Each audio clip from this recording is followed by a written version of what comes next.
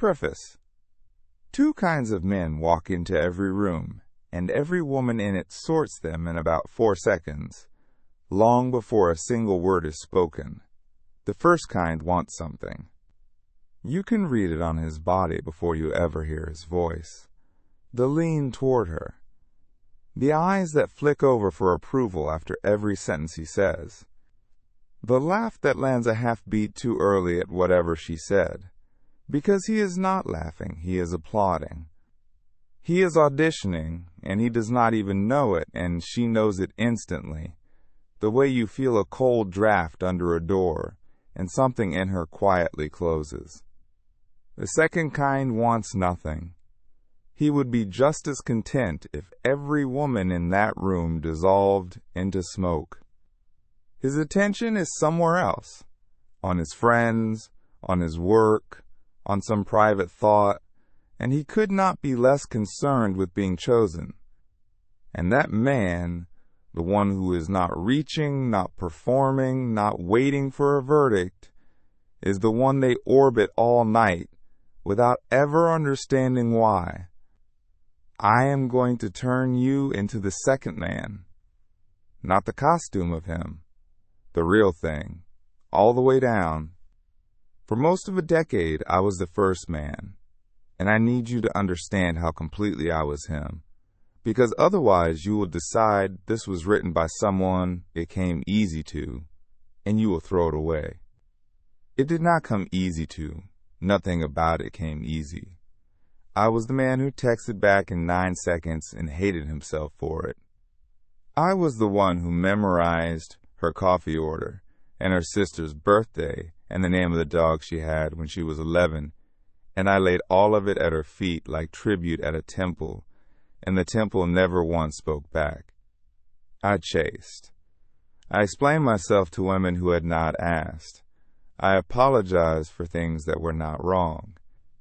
I made myself so useful, so safe, so relentlessly agreeable, that I became furniture, and then I lay awake at night genuinely confused about why no woman had ever wanted to sit on the furniture.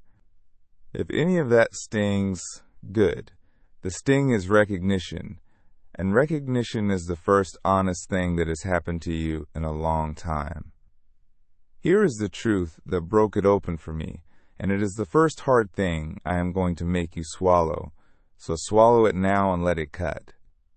Every single thing I was doing to be wanted was the exact thing that made me unwantable, not similar to it, not near it. It. The chasing, the pleasing, the endless proving, the way I turned myself inside out to be acceptable, all of it broadcast one message on a frequency women hear better than any signal on earth. This man does not believe he is enough. And no woman in the history of the species has ever felt desire for a man who was standing in front of her begging her to certify that he exists. You cannot be wanted and be a beggar at the same time.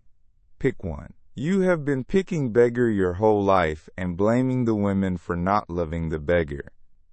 This is a book about women, and I am going to tell you the truth about them, not the truth you are allowed to say at dinner. It is about what actually moves them, underneath everything they will swear moves them, and the two are not the same thing, and I am not going to pretend they are to protect your feelings or theirs. It is about why the man who does not chase is the man who gets chased. It is about hypergamy and testing, and the games their instincts run without their permission, and I am not going to hand you the sanitized women are flawless fairy tale, because that fairy tale is a big part of what is keeping you on the floor. But understand me on one thing from the first page, because I will hold this line through the entire book. Seeing a woman clearly is not the same as hating her.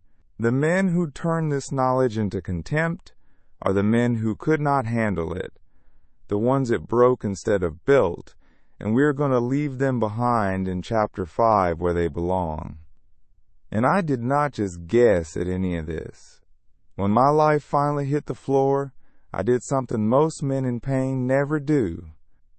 Instead of asking the internet how to trick women, I went and asked the science how attraction actually works, because a man whose every instinct points backward should stop trusting the needle and go read the map. So this book is savage, but it is not stupid. I am going to give you the real research, the parental investment theory, the studies on what women say versus what they choose, the biology of scarcity and dopamine, and the signals that cannot be faked. I am going to name the scientists, and I am going to tell you honestly where the science is rock solid and where it is still an argument, because I am not one of these clowns who asserts things and flexes. The truth is hard enough. It does not need me to embellish it. I will warn you once about the price, and then never again. If you do the things in this book, people will call you names. They will call you arrogant. They will call you a jerk. Women who talked over you for years will suddenly discover that you have become cold, difficult, full of yourself. The nice guys, the ones still buried up to their necks in the same grave you are climbing out of, will call you an asshole with a heat they cannot explain to themselves. Let them. Every one of those names is a receipt. When a man who used to grovel stops groveling, the people who fed on the groveling get loud, and that noise is not a sign you have gone wrong.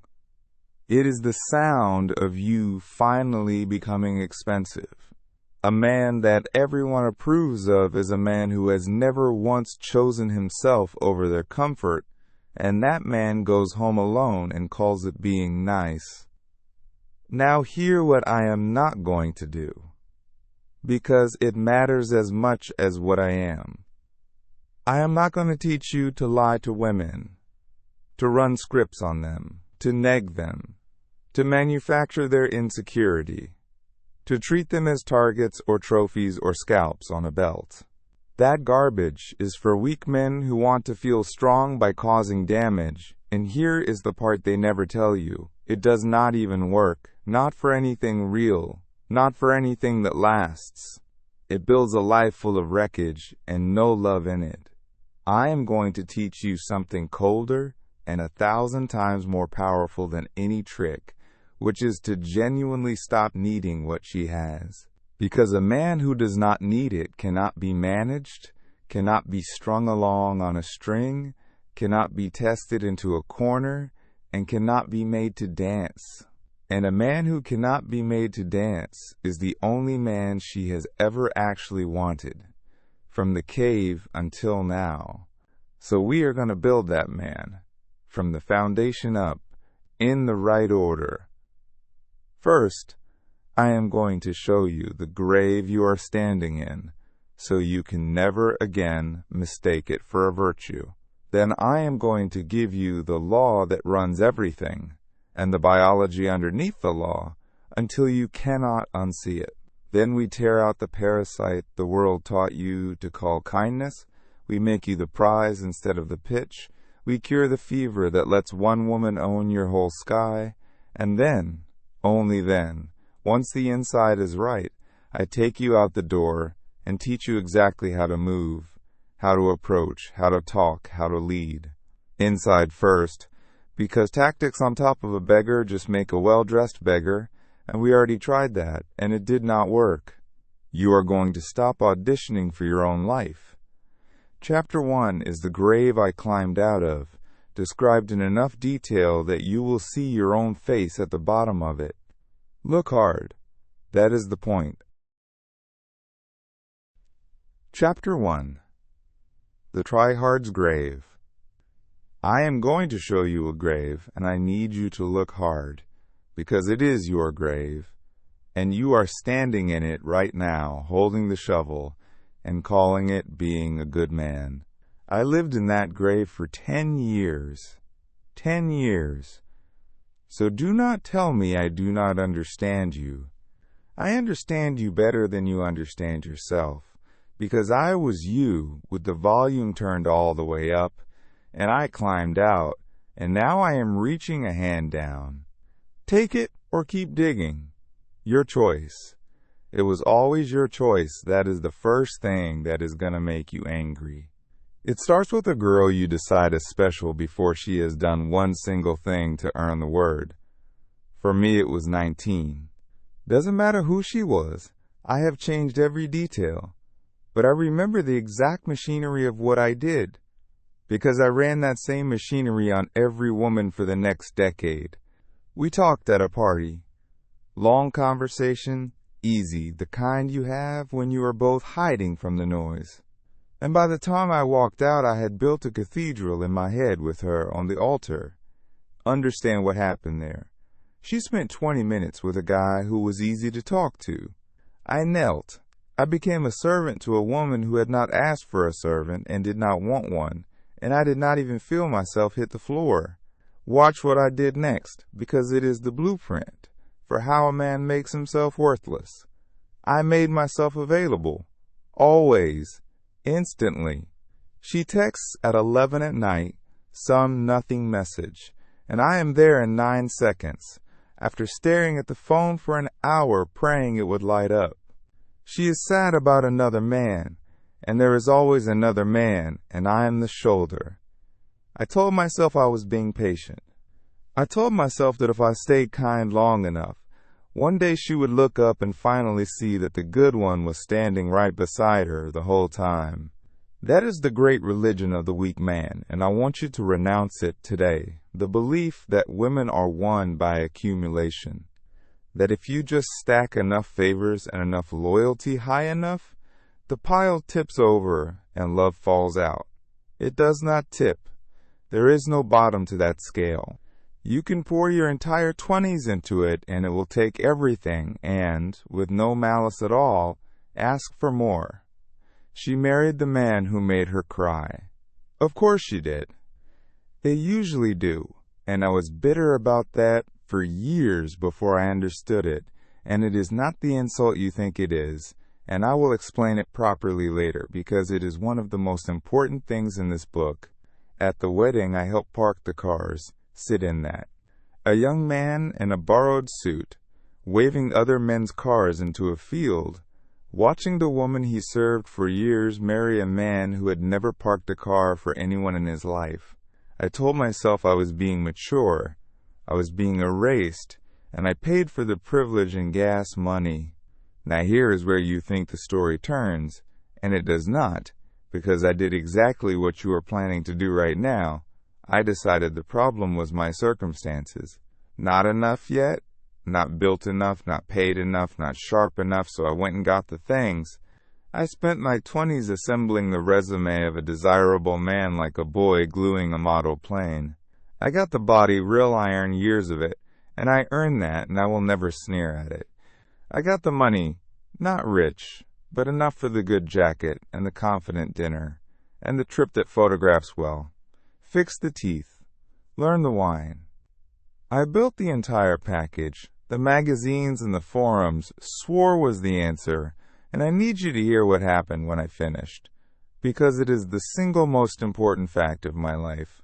Nothing changed. I mean that with a precision that still scares me. Different women, slightly. Nicer rooms. But the physics of it, the actual machine, was identical. Meet a woman, decide too fast she matters, start the auditioning, and watch the same door close behind her eyes that closed when I was 19 and broke. I had changed the packaging and nothing about the thing that was repelling them, because the thing repelling them was never my jar or my bank balance. It was the reaching. The need. I had become a better-dressed beggar, and a beggar in a good jacket is still a beggar to the part of a woman that does the actual choosing. She can smell the tin cup through the cashmere. The hookups I did get once the packaging improved taught me the same lesson from the other side, and I will be honest about them because false modesty helps nobody. They were never the women who lit me up. They were the women I did not care about. And it took me years to understand why, so let me save you the years. With a woman I had not put on a pedestal, I was relaxed. Funny, I did not chase, because I needed nothing, so by pure accident I was the strong man. And she responded to that man instantly, every time. But the second a woman actually mattered to me, the servant came back out, the need switched on like a smell, and I strangled the strong man in his crib. Listen to what that means. I was fully capable of being the man women want. I just could not be him around any woman I wanted. That is a specific hell. If you are in it, you know I am not exaggerating 1 inch. The apps were the bottom of the grave. I treated them like the numbers game the forums promised. Sent hundreds of messages, warm, clever, calibrated, and the silence that came back taught me what 1,000 self-help videos could not. A woman swiping 100 men is running a ruthless instant filter, mostly unconscious, and every eager, clever, please notice me message I sent landed in the same bin as the 90 identical ones. I was not competing on who I was competing on how loudly I wanted. And wanting loudly is the one thing on this earth that guarantees you lose. The men getting replies were barely writing at all. They just did not seem to need the reply. And that indifference came through the glass like heat. I have to tell you about the night it broke, and I am warning you, it is not inspiring. There was no triumph. I had been seeing a woman a few weeks, ran the whole ritual, over-texting, over-planning, quietly rebuilding my life around her maybe being free. And she gave me the speech. You know the speech. Such a good guy, does not want to hurt me, just not in a place for anything right now, which every man eventually learns is not a report about her calendar. It is a verdict on him. And I went home, and I did not cry, and I did not rage. I felt something worse and far more useful. I felt tired, a bone-deep, 10-year-deep exhaustion, with the sound of my own begging. I sat on the floor of my apartment, in the good jacket, in the whole life I had built to be chosen, and I was so sick of auditioning that for the first time I genuinely stopped caring whether I ever got the part. And that, though it took me months to see it, was the exact second I became attractive. Not the jacket, not the iron, the exhaustion. The day I stopped needing them was the day I accidentally became the thing they wanted. And once I saw the mechanism hiding inside that accident, I learned to run it on purpose, and my entire life with women turned inside out like a pocket. That mechanism is the whole book, and it stands on one law that every weak man refuses to believe because it insults his effort. She does not want the man who wants her. She wants the man who does not need her. Next chapter, I take that apart until you can never unsee it again. Chapter 2. Why She Wants the Man Who Doesn't. There is a law underneath everything that happens between men and women, and it is so simple that grown men waste their entire lives refusing to believe it, because believing it means admitting that all their effort was aimed backward. Here it is. The more you need her, the less she wants you. The less you need her, the more she wants you. Read it again. That is not a mood. That is not a trick that works on some women and not others. That is as close to a law of physics as the human heart has, and the day you stop arguing with it is the day your life changes. Kill the objection forming in your mouth right now, because I had it too. You want to say, that can't be right. Women are always telling me they want attention, they want effort, they want a man who cares and texts back and shows up. And they do say that. They say it and they mean it.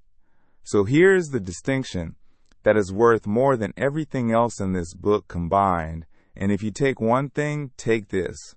What a woman finds attractive and what a woman finds pleasant are two different systems, and they do not answer to each other. Attention is pleasant. Effort is pleasant. Remembering the birthday is pleasant, and pleasant is what she wants from a man she is already attracted to.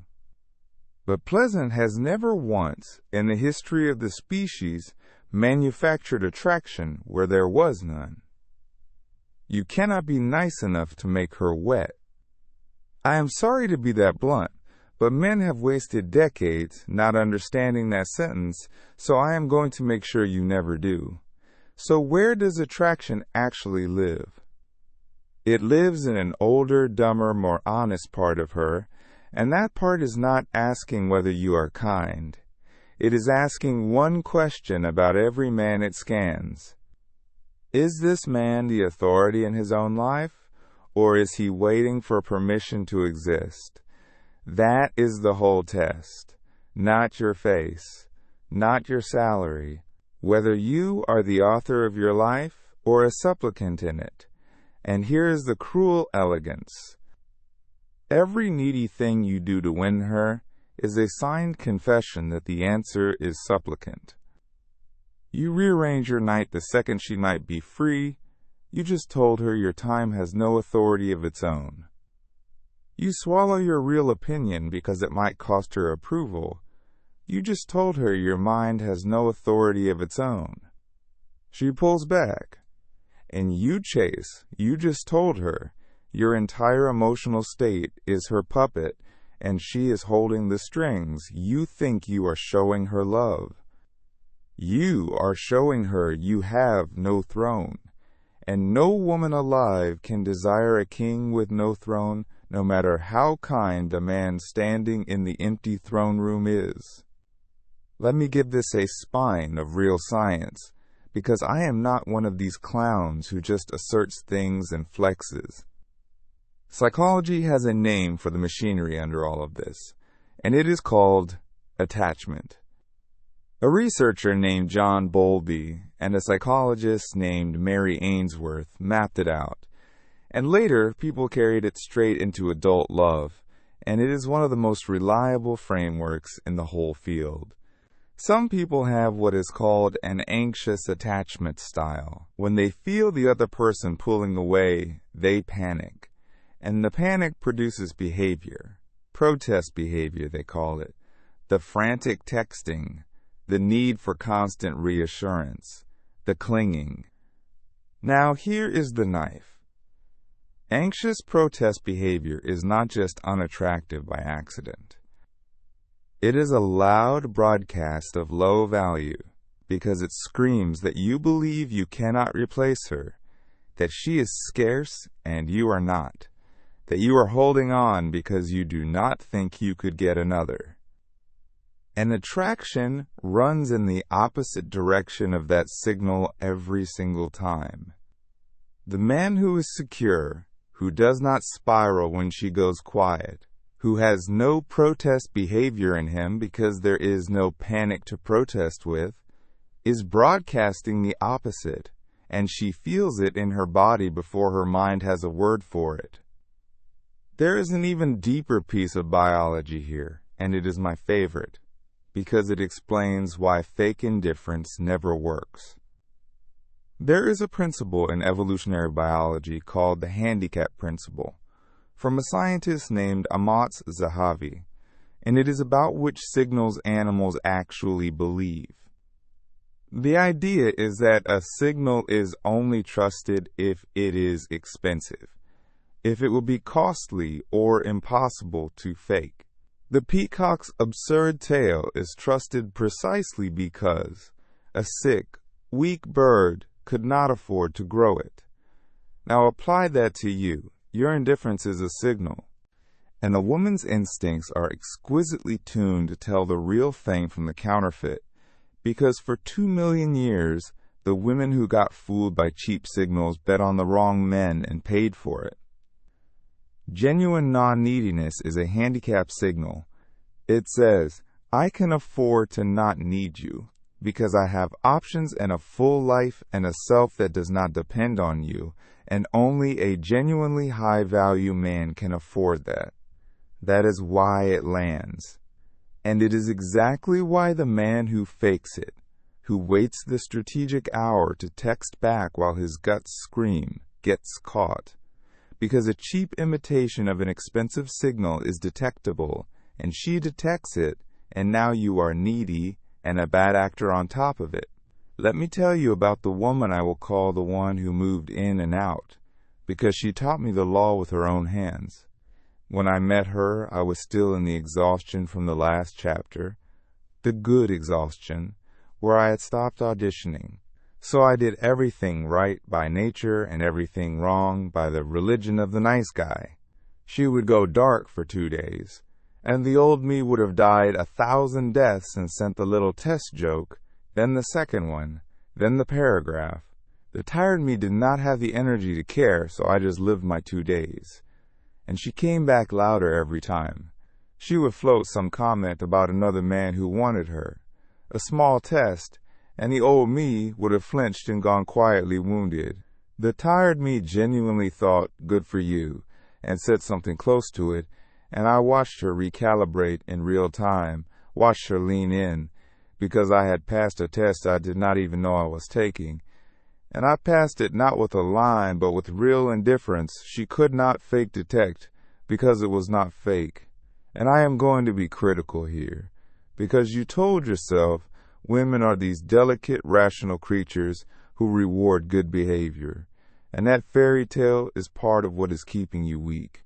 She did not lean in because I earned it with kindness. She leaned in because I stopped supplying the thing that kills desire. Women, on average, will feel more heat for the man who makes them a little uncertain than for the man who adores them openly and asks for nothing back. That is not me being mean about women. That is the data, that is the lived experience of every honest man, and pretending it is not true has not helped a single one of you. The woman chasing the man who treats her like an option, while ignoring the man who treats her like a queen, is not evil, and she is not stupid. She is running ancient software that reads your open, unconditional adoration as weakness and reads his relaxed unavailability as strength. Hate the software if you want. It will not rewrite itself for your feelings. Learn it, or lose to men who did. Now here is what will make you angry before it makes you free. This means most of what you have been doing was not just useless, it was actively poisoning the well. Every extra text was a withdrawal from her attraction, not a deposit. Every swallowed truth, every rearranged plan, every chase, was you personally lowering the temperature of her desire while sweating from the effort of trying to raise it. You were bailing water into your own boat. And nobody warned you, because the culture that raised you handed you the exact opposite instruction. Be nicer. Try harder. Show her how much you care. Open up and pursue. It is the worst advice ever assembled. It is most of what a young man hears, and it builds a generation of men doing maximum effort for zero result and concluding that they are broken. You are not broken. You were handed the manual for the wrong machine and told it was yours. One warning before we build, and I will repeat it through this whole book, because weak men always get it wrong here. The answer is not to perform not needing her.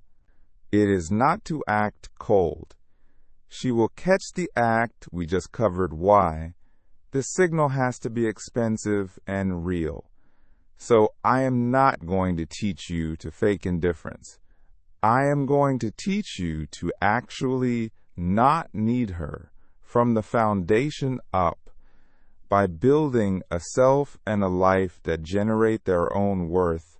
So the indifference is not a mask you wear, but a fact you cannot take off. That is harder than any trick, and it is the only thing that lasts. And the rest of this book is how you do it. But you cannot build the strong man on top of a man still lying to himself about what women respond to. And the biggest lie, the one the culture guards like a dragon, is the gap between what a woman says she wants and the man she actually chooses. Next chapter, I walk you straight into that gap and make you stand there until it stops scaring you. Chapter 3. What she says is not what she chooses. I am going to tell you something now that will make you argue with me out loud, alone, in your own room. A woman cannot reliably tell you what she is attracted to.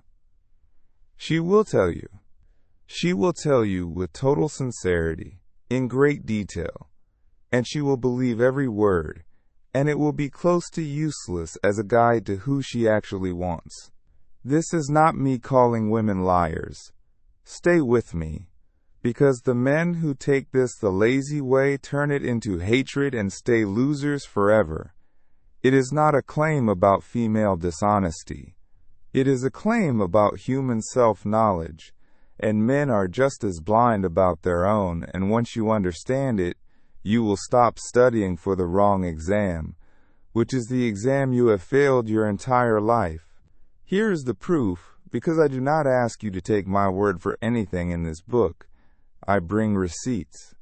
Two psychologists, Paul Eastwick and Eli Finkel, ran speed dating experiments and did something clever. Before the event, they had people report how much they cared about specific traits: physical attractiveness, earning potential, the usual list. Then they put those same people in front of real human beings for a few minutes each and measured who they actually wanted. And the punchline detonates everything you thought you knew. The stated preferences did not predict live desire. What people swore mattered to them in the abstract stopped mattering the second a real person was standing there, generating an actual feeling in their body.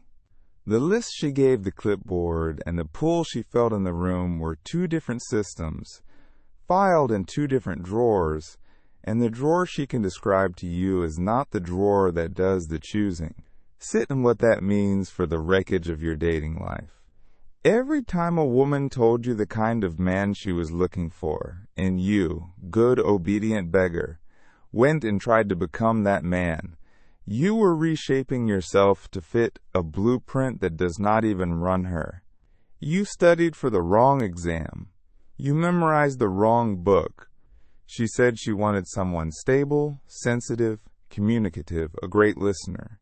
So you became stable, sensitive, communicative, a great listener, and it moved her exactly 0 inches, and you walked away concluding either that women are liars or that you are broken.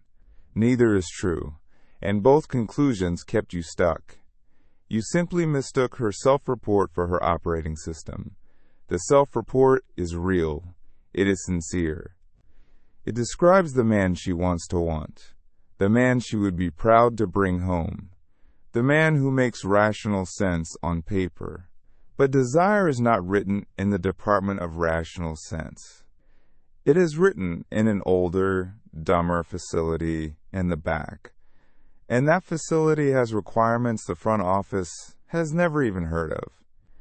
Now I am going to be an honest guide, because scholarship that only tells you the convenient half is just propaganda with footnotes, and I promised you the real thing. The evolutionary lens I lean on in this book is powerful, but parts of this field are genuinely contested. Serious people argue about how much of human mating it really explains, and some famous findings, the ovulation studies especially, fell apart when people tried to repeat them. I am not going to sell you a settled cathedral when the truth is a working construction site. But the core, the parts that have held up across cultures and across decades, is more than solid enough to bet your life on, and this is one of them. Stated preference is not revealed preference. Believe what she does, never what she says she wants, and understand she is not scheming against you. She simply does not have read access to her own source code, and neither do you to yours. Here is why this cuts the way it does, and this is the deepest cut in the chapter, so brace. The traits that fire that older facility are not the pleasant ones. They are not kindness and reliability and remembering the birthday. Those are the traits of the man she wants to want. The traits that generate the involuntary pull are things like confidence, composure under pressure, status, the sense that a man is not governed by the crowd, a certain willingness to be a challenge instead of a guarantee. And a lot of those attraction traits are in direct tension with the pleasant ones. That is the whole tragedy in one sentence. The man who is a challenge is by definition not endlessly accommodating. The man composed under pressure is by definition not falling over himself to reassure her. So you get this brutal split at the dead center of it. She sincerely reports wanting the accommodating, reassuring, always available man, and she sincerely feels desire for the composed, unbothered, slightly out of reach one, and these are usually not the same man, and the beggar spends his life becoming the first man while every cell in her body votes for the second. I watched this with my own eyes in a way I will never forget, and I want to give it to you in full because it will vaccinate you. A woman spent an entire dinner describing her perfect man to me, and I sat there with my new eyes and listened to her describe, in loving detail, a golden retriever in a cardigan. Attentive, always texts back, puts her first, never makes her feel unsure for a second. And I remember thinking, with something between pity and dark amusement, I know exactly the man you are describing, because I used to be him, and men like that bored you straight into other men's beds for a decade. I did not say it out loud, but not 2 weeks later she was texting me at midnight, coming apart over a man who did essentially none of the things on her dinner table list. A man who was hard to pin down and made her feel unsure constantly, and she could not understand. She kept saying it. I do not understand why I cannot stop thinking about him. I understood perfectly. He was not a better human being than the cardigan man. He was probably worse. He was just accidentally or deliberately hitting the back facility instead of knocking politely at the front office. And the back facility does not care about your character references. Let me get critical of her here, because you asked me not to hand you saints, and I will not. There is a maddening pattern you have to see clearly, and it is this. Women will describe the beta, praise the beta, tell every friend they wish they could just fall for a nice stable man like that, and then go home and ache for the man who keeps them guessing. And when you point this out, some of them will deny it to your face, not because they are lying, but because the front office genuinely does not know what the back facility is doing. She is not usually deceiving you. She is reporting the press release while the real decision was made in a back room she has no badge for. But you have to stop being the man they praise and never want. Being praised and not wanted is the worst seat in the house, and you have had a season ticket to it. Get up. Now I am going to slam the door on the poison before a weak man walks through it. Because this exact spot in the argument is where broken men take a true insight and turn it into cruelty and ruin. The lesson is not that women want to be treated badly. Read me slowly, I will say this more than once in this book, and I mean it every time. The unavailable man is not attractive because he is cruel. He is attractive because his unavailability is a signal that he has options, that his time is scarce, that his emotional state does not hinge on her, that he is the authority in his own life from chapter 2. Cruelty is not the signal. Cruelty is the cheap counterfeit that small men reach for once they have understood that scarcity attracts but have not understood why. So they manufacture a fake version of scarcity by being unkind, and it works on wounded women for exactly as long as it takes them to heal, and it builds a wasteland. That man is not free. He is a slave with a meaner face and a worse life. You do not want his tricks. You want the real thing he is faking. Real options. Real composure. A life so full that your scarcity is not an act you put on, but a fact you cannot take off. Get the substance, and you never need the cruelty, and this entire book is how you get the substance. So the split is established, and it is not going away because you find it inconvenient. She says one thing and chooses another. Not from malice, but from the architecture of her own mind. Which leaves the obvious question, the one that should be burning a hole in your gut right now. Why? Why would millions of years of evolution build a creature to feel desire for composure and status and challenge, instead of for the kind, loyal, reliable man who is obviously the better bet on paper? Why is the choosing machine wired against everything you were raised to offer? The answer is the oldest math there is. It is not flattering to anyone, men included, and in the next chapter I am going to sit you down and make you do the arithmetic until it stops frightening you and starts arming you. Chapter 4. The Oldest Math. Listen to me very carefully, because this is the chapter where the boys get separated from the men. Everything you are angry about, every rejection, every woman who chose the loud idiot over loyal little you, every time you have thought the game is rigged, it all comes down to one piece of arithmetic that is older than language, older than fire, older than the human race itself. And once you understand the math, you stop crying about the game and you start winning it. Weak men learn this and get bitter. Strong men learn this and get to work. Decide right now which one you are, because I am only writing this for one of them. Here is the math. A woman's investment in a child is enormous, and a man's investment can be nearly nothing. That is the entire foundation, so let it land. A woman risks 9 months of her body, the danger of birth, years of care, and in the environment your instincts were built in, a bad choice of man could cost her and her child their lives. A man's minimum biological investment is a single night. That asymmetry is not an opinion. It is not politics. It is the base code. A biologist named Robert Trivers wrote the definitive paper on this in 1972, Parental Investment Theory, and it is one of the most bulletproof ideas in all of science. The rule is simple. The sex that invests more becomes the picky one.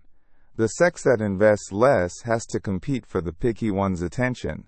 Guess which one you are? You are the cheap sex, my friend. You are the abundant resource. She is the scarce one.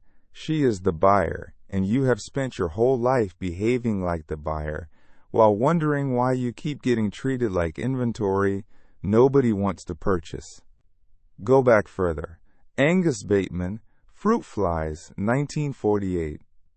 He found that the males had a huge range of outcomes. Some fathered many, and some fathered none, while the females were much more even. A few winners, a pile of losers.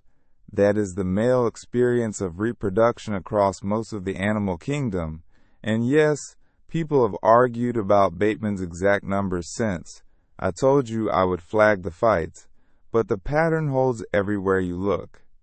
Nature does not distribute women evenly across men. It never has.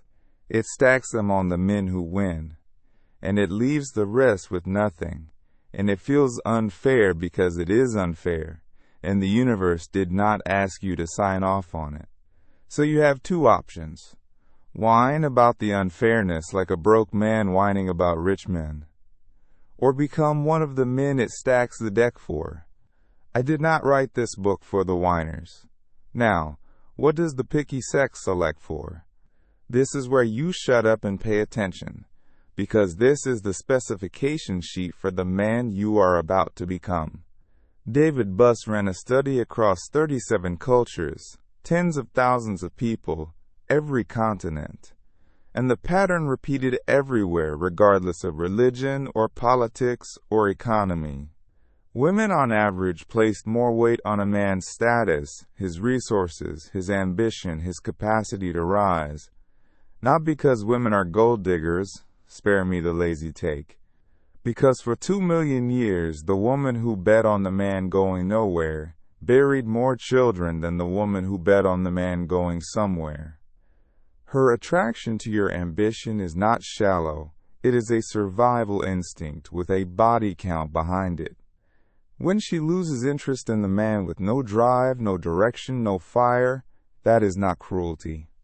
That is 10,000 generations of dead offspring speaking through her, telling her not to make that bet again. And here is the part that should light your soul on fire instead of making you bitter. Status is not fixed. Your jaw is mostly fixed. Your height is fixed. But status, drive, competence, the way you carry weight in a room, the sense that you are a man going somewhere, that is built, that is chosen. That is the one part of the specification that is fully in your hands, and it happens to be the part that matters most. The most attractive quality in the male, across every culture on earth, is not something you were born with. It is something you build. Do you understand what a gift that is? The game is not rigged against you. The game is rigged in favor of the man willing to become something, and against the man who wants to stay a boy and be loved for it anyway. Now let me draw a line down the middle of the word status, because this is where the imitation alphas get it catastrophically wrong and end up in a courtroom or alone. Two anthropologists, Joseph Henrich and Francisco Gil White, showed there are two completely different ways a primate gets status. One is dominance, which is fear. You force it, you intimidate, you take. The other is prestige, which is freely given respect, the kind people hand you, because you are genuinely good at something they value. Both raise your rank. But they are not the same to the people around you, and they are not the same to her, not over time. The dominance man is obeyed and quietly hated and abandoned the second his power slips. The prestige man is respected and chosen, and followed by loyalty instead of fear. The clowns selling you fake masculinity think status means dominance, means being loud and cruel and making people small. Wrong. That is the lowest, most fragile, most replaceable form of status there is. The real prize, the status that actually makes a woman stay and a man respect you, is prestige. Get good at real things, build real competence, become genuinely excellent, and let the respect come to you freely. That is the top G move. The bully is not the top of the hierarchy. The bully is a scared man doing an impression of the top. I want to hammer the misunderstanding that ruins men here, because it is the whole reason for the wall I put in this book. You hear all this, hypergamy, women select up, women want status, and the weak man's brain goes, so women are shallow, women are the enemy, I should treat them with contempt. No. That is you being a genius at biology and a moron at life. Her instinct to choose a strong man is not a crime against you. It is the same instinct that made your existence possible, because every one of your ancestors was chosen. You are the son of 10,000 men who won this exact competition. Contempt for the woman choosing is contempt for the entire mechanism that made you. The correct response to learning the specification is not to hate the ones running the test. It is to pass the test so hard the testing becomes irrelevant. Real men adapt to reality and conquer it. Only weak men sit in the ashes of reality, cursing it and calling that a philosophy. So here is your homework from the oldest math. You are the abundant sex, so scarcity is not your natural state, which means you have to build it. She selects for status, so you go get real prestige, not fake dominance. She reads ambition as safety, so you get a mission that would exist whether she showed up or not. None of this is manipulation. Every bit of it is just becoming, on purpose, the man that 2 million years of selection already told you she was looking for. Stop auditioning to be chosen, and start becoming the kind of man who does the choosing. But there is a specific parasite living inside most men that makes all of this impossible. A parasite the whole culture calls a virtue and pins medals on. It is called being a nice guy, and in the next chapter I am going to drag it into the light and put it down in front of you. Chapter 5. Her Nature Without the Halo. You have built a statue in your head, and you pray to it, and it is killing you. The statue is called the good woman, and she is pure and rational, and she rewards kindness, and she chooses the deserving man, and she would never play a game with your heart. Take a hammer to it right now. That statue has never existed. It is not who you are dealing with, and every decision you make while worshiping it is a decision made blind. I am not going to hand you the sanitized version in this chapter. I am going to show you her nature with the halo off, because you cannot win a game whose actual rules you refuse to look at. And I am going to warn you once, at the top, and then trust you like a man. Everything I am about to say is a criticism of behavior, wired in by biology, and none of it is permission to hate. Hate is for the men in the last section of this chapter, the ones who could not handle the truth. Let us go.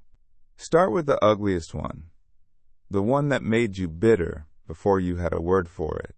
Women, on average, run 2 different mating strategies at the same time, and they are looking for 2 different things that rarely live in the same man.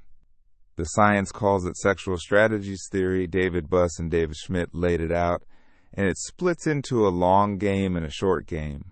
In the short game, the raw physical attraction game, she is drawn to signals of strong genes and dominance, the exciting man, the man who makes her feel it in her stomach.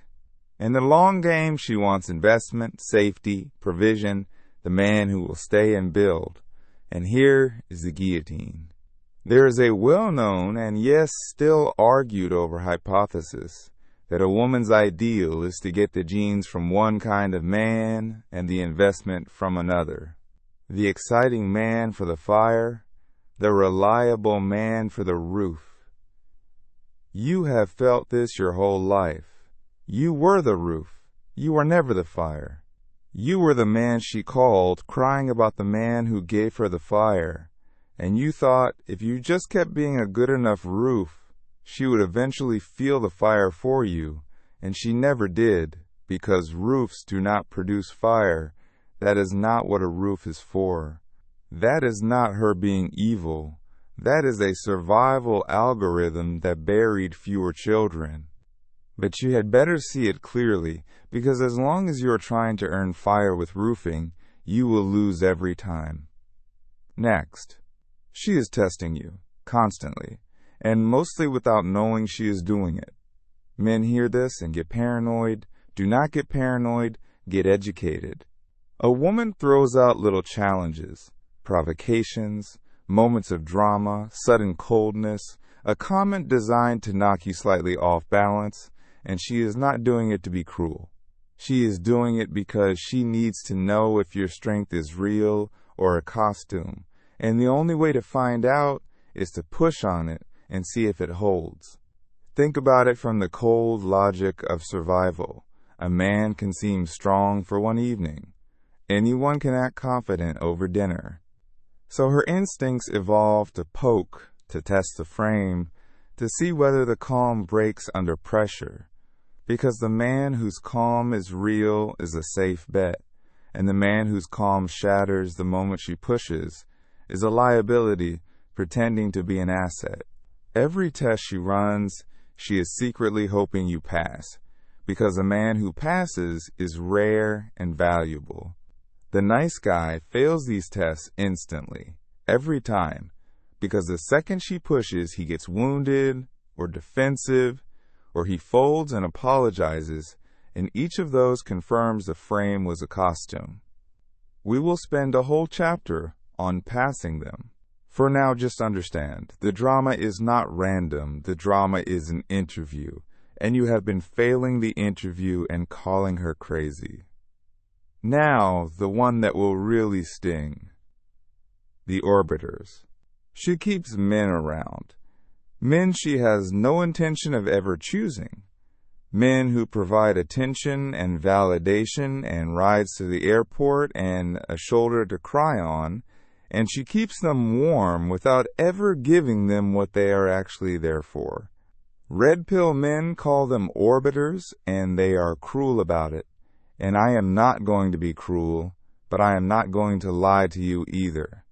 The science has a cold name for the machinery underneath it, the mate-switching hypothesis. Work Buss and his colleagues have done on how humans evolve to maintain backup mates, cultivate them, keep them on a string in case the primary relationship fails. That reliable male friend she has, the one who would drop everything for her, the one she says is like a brother. In evolutionary terms, he is often a backup generator she is keeping fueled, just in case the lights go out. And the brutal part, the part one needs you to really absorb, is that if you are being kind and loyal and available to a woman who feels no attraction for you, you are not on your way to becoming her man. You are the backup generator. You have volunteered for the least rewarded position in the entire marketplace, and you did it thinking it was the noble one. Stop being fuel for a machine that will never turn on for you. There is more, and I will keep going because you asked for the truth without the halo. Women are exquisitely sensitive to social proof, more than men are. There is real research on what is called mate copying, women rating a man as more attractive simply because other women are shown to be interested in him. Read that twice, because it should change how you live. Your value in her eyes is not measured by her alone. It is measured partly by how other women treat you, which means the man no woman wants stays the man no woman wants, and the man women compete over becomes more wanted by the mere fact of the competition. It is a rich-get-richer machine, and it feels deeply unfair to the man at the bottom of it, and it is unfair, and it is also completely real, and you can climb it. And one more, because it is the source of half your confusion. Women, like all humans but often more fluently, rationalize. She will feel the attraction first, and the old dumb part, and then construct the respectable reasons afterward. She chased the exciting man, and then told her friends it was because he was so mature. She ignored the kind man, and then told herself it was because there was just no chemistry. She is not usually lying to you on purpose. She is reporting the press release her mind wrote to explain a decision her body already made. This is why, one more time, you believe what she does and never what she says about why. Now, here is where a certain kind of broken man is nodding along and grinning, because he thinks I have just handed him a reason to hate. This is the black pill, and I am going to deal with it head on, because you asked for it, and because it is the most dangerous idea in this entire subject. The black pill takes everything I just told you, the brutal marketplace, the hypergamy, the testing, the trading up, and it draws the final conclusion. It says the game is rigged by genetics, that if you were not born with the right face and frame you are finished, that self-improvement is a lie, that women are a lost cause, and the only honest response is to check out and marinate in the resentment. And I have to give the black pill its due before I bury it.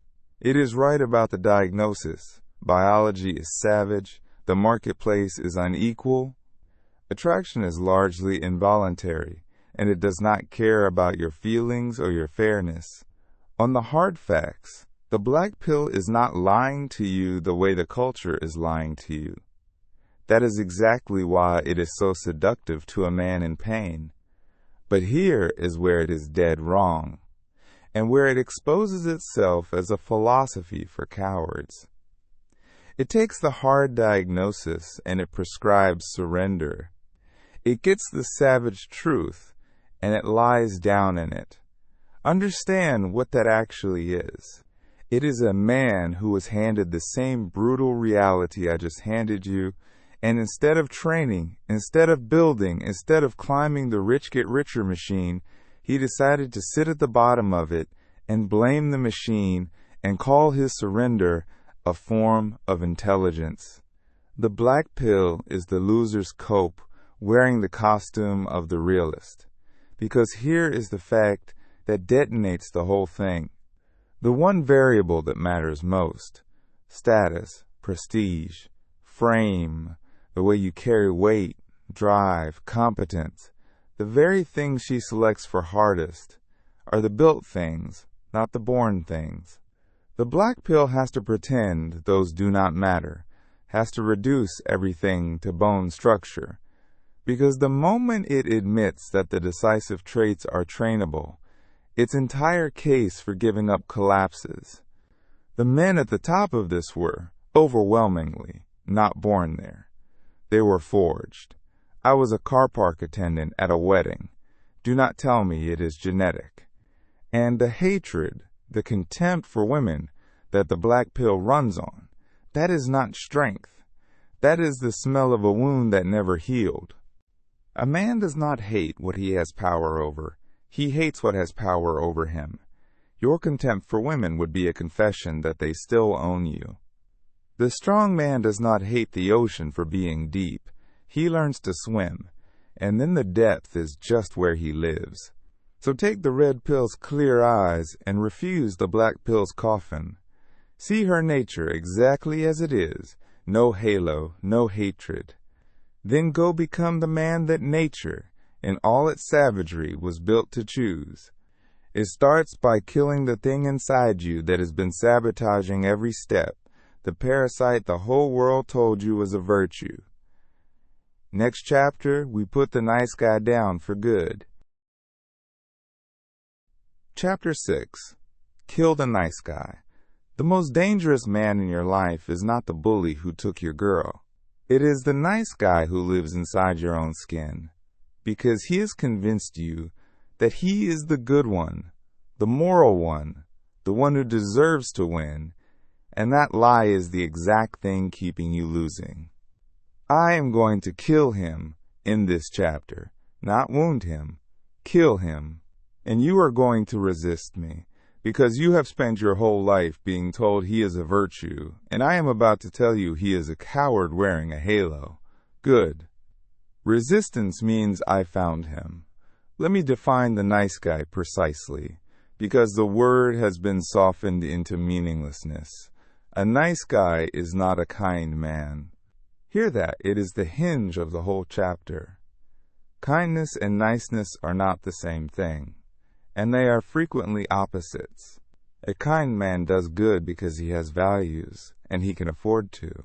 A nice guy does good as a transaction, a hidden trade, a bet that if he is agreeable enough and useful enough and never difficult, he will be paid in affection and sex and approval. There is a name for this from a therapist named Robert Glover, who wrote the book on this exact syndrome. He calls them covert contracts. The nice guy runs covert contracts constantly, and the terms are always the same. I will do this nice thing for you, and although I will never say it out loud, you are now secretly obligated to give me what I want. He buys the dinners, listens to the problems, drives to the airport, agrees with everything, and he believes a bill is quietly running up that she will one day have to pay. And when she does not pay it, because she never signed anything, because she never even knew there was a contract, he curls up in resentment and decides women are shallow and cruel. He was not being generous. He was running a vending machine and getting furious that love did not drop out when he put the niceness in. Now understand why this repels her on a level she cannot even articulate. And here is where I get critical of her too, because she is not innocent in this dance. The nice guy's agreeableness reads to her nervous system as weakness, as low value, as a man with no boundaries and no self, and she loses respect and therefore attraction fast. The research on this is honestly mixed, and I will not overclaim it. Some studies find niceness helps for long-term partners, and some find dominance and confidence win the attraction game. But every honest man already knows the lived truth. The man who agrees with everything she says is not safe, he is boring, and worse, he is untrustworthy, because a man with no opinions of his own cannot be relied on to have a spine when it counts. But here is the criticism she has to wear. She will take everything the nice guy offers, the rides, the ear, the free therapy, the attention, and give him nothing back, and she will do it for years, and she will call him a great friend while she does it. She is not being kind to him by keeping him around. She is harvesting him. And the two of them are locked in a sick little partnership, his covert contract and her free harvest, each one using the other and both pretending it is friendship. I am not going to let either of them off the hook, but you are the one reading this book, so you are the one who has to get out, because she has no reason to end an arrangement that costs her nothing and feeds her daily. Let me show you the nice guy in his natural habitat so you cannot deny you know him. He has an opinion at dinner and he checks her face before he says it. And if her eyebrow moves the wrong way, he folds it back into his mouth and agrees with her instead. That is the nice guy. She says something he finds genuinely wrong, even offensive, and he laughs along, because disagreeing might cost him, and being liked is the only currency he has ever trusted. That is the nice guy. She tests him with a little coldness, and he panics and over-apologizes for a crime he did not commit, just to make the discomfort stop. That is the nice guy. And every one of those moments, every swallowed opinion and forced laugh and unearned apology, is him teaching her the same lesson on repeat. This man will abandon himself to keep you comfortable. And a man who will abandon himself is a man of no value, because the self is the one thing he was supposed to be bringing to the table. He sold it for a smile and then wondered why she did not want what was left. So how do you kill him? You kill him by becoming willing to be disliked. That is the whole cure, and it is terrifying, and it is the doorway to everything. The nice guy's entire existence is organized around never being disliked, never being disapproved of, never risking the frown. The man women want is organized around something else entirely, around his own truth, his own standards, his own read on the world, and he says them and lets the chips land where they land. Watch the difference in practice. She says the offensive thing, and instead of the forced laugh, you say, easily, with a smile, "No, I think that is nonsense, and here is why." And you do not brace, you do not apologize, you hold your reality, and you let her have her reaction. 9 times out of 10, and this will shock you the first time you feel it, her eyes change. Something in her wakes up, because for the first time she is talking to a man and not a mirror. You have just done the single most attractive thing a man can do, which is reveal that there is an actual person in here, with edges, who does not dissolve on contact with her disapproval. I want to be scrupulously clear about what killing the nice guy is not, because weak men always run to the wrong extreme, and I refuse to let you use my words as a permission slip. Killing the nice guy does not mean becoming a jerk to women. It does not mean being rude, cruel, contemptuous, Or an idiot who thinks disagreeing loudly with everything makes him alpha. That man is just the nice guy's equally insecure brother, performing hardness because he read that hardness works. And he is every bit as needy, he just points it in a meaner direction. Real kindness is not the enemy here. In fact, once you kill the nice guy, you become capable of a far better kind of good, the kind that comes from strength instead of strategy. The strong man can be genuinely generous precisely because he is not running a covert contract. He gives because he wants to and expects nothing, and that unconditional quality is magnetic, where the nice guy's conditional niceness was repulsive. Do you see the elegance of it? The nice guy's kindness repels because it is a bill. The strong man's kindness attracts because it is a gift. Same action, opposite signal, and the only thing that changed is whether there was a needy man underneath it keeping score. Here is your work from this chapter, and it is not comfortable, which is how you know it is real. Starting today, you stop abandoning yourself in small moments. You say the opinion. You disagree when you disagree. You stop laughing at what you do not find funny. You let people be disappointed in you, and you do not die. You cancel the covert contracts, all of them. You tear them up. You decide that you will do good things when you choose to and expect nothing, and you will stop doing the fake nice things that were only ever bribes. You will feel exposed at first, like you walked outside without a coat. That feeling is not danger. That is just the first cold air hitting a man who spent his whole life indoors, hiding, hoping to be chosen. Breathe it in. The man who can be disliked and does not flinch is the man who can finally be wanted. And once you have killed the beggar and the bill collector inside you, a strange new posture becomes possible, one the beggar could never hold. You stop being the one who pursues, and you become the one who is pursued. Next chapter, we make you the prize.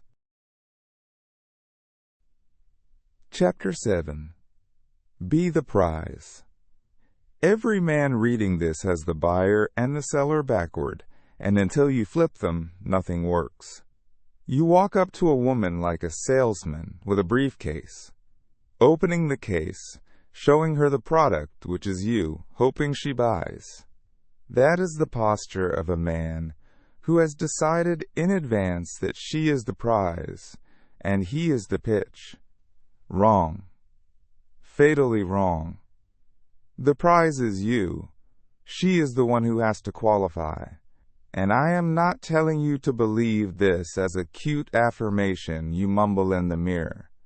I am telling you, it is the literal economic truth of your situation the moment you build a life worth choosing, and this chapter is how you build it and how you carry it.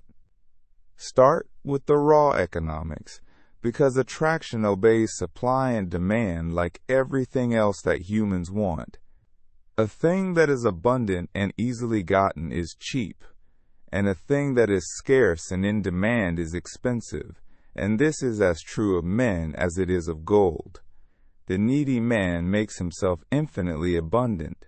He is always available, always responsive, always there, one text and he appears, and by flooding the market with himself, he drives his own price to zero.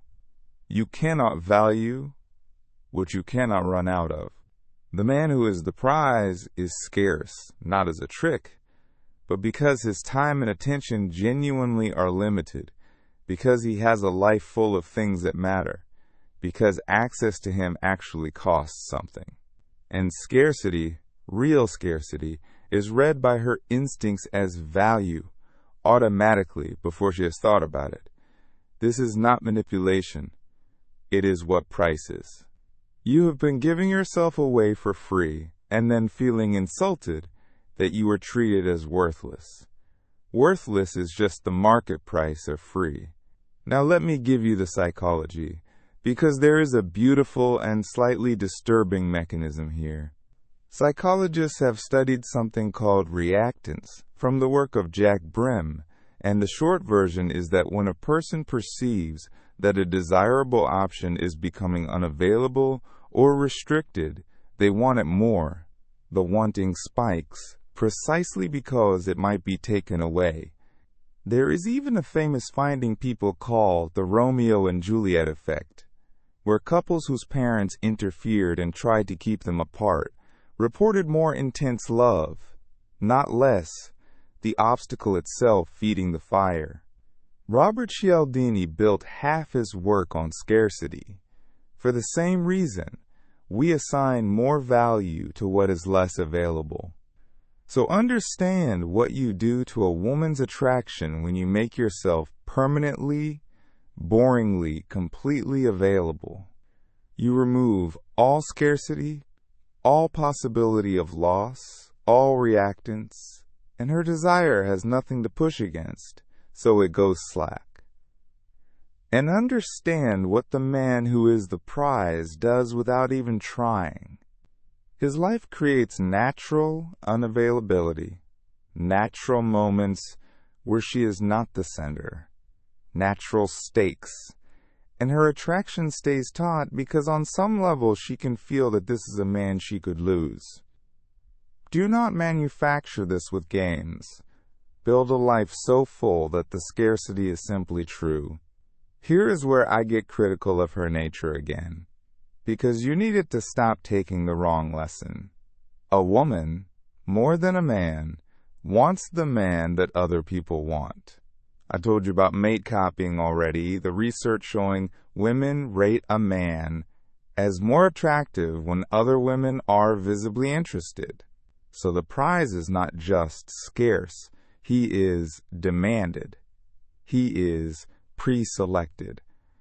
Other women's interest is not a threat to your game, it is your resume. The man no woman has ever wanted radiates that fact and stays unwanted, and the man women compete over becomes more wanted by the sheer gravity of the competition. Yes, it is a rich-get-richer machine. Yes, it is unfair to the man standing at the bottom of it, and I am done apologizing for the unfairness of reality, because you did not come to this book to be comforted. You came to climb. So climb. Become pre-selected. Have a life where women are around, where you are valued by people, where your social world is not a desert. Her instincts are reading the room, not just you, so give them a room worth reading. But I have to hammer the core again, because this is where the fakes and the frauds live. The men who understand that scarcity is attractive and try to counterfeit it. They play hard to get. They wait the strategic 3 hours to reply.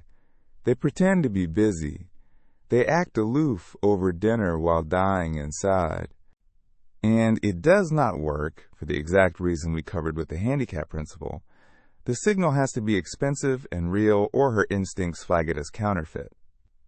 The man playing hard to get is still a needy man.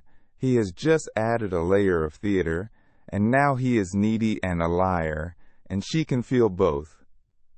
There is a world of difference between a man who does not text back for 3 hours because he is genuinely absorbed in a life he loves, and a man who does not text back for 3 hours because he is staring at the phone timing his fake unavailability.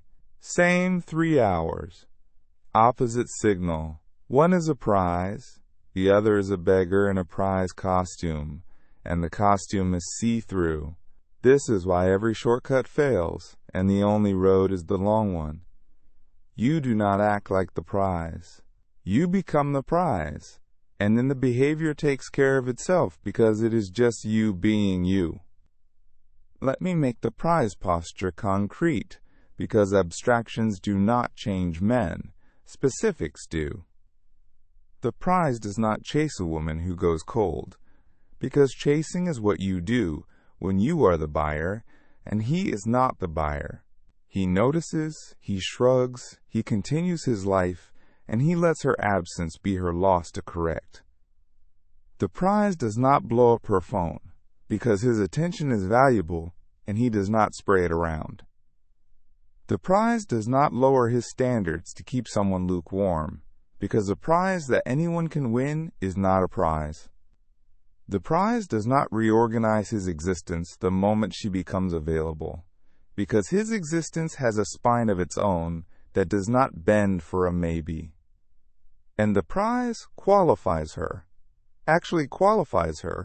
asks himself, and sometimes asks her whether she is bringing enough to earn a place in his life, which is the exact inversion of the interview you have been failing your whole life, where you showed up as the nervous applicant.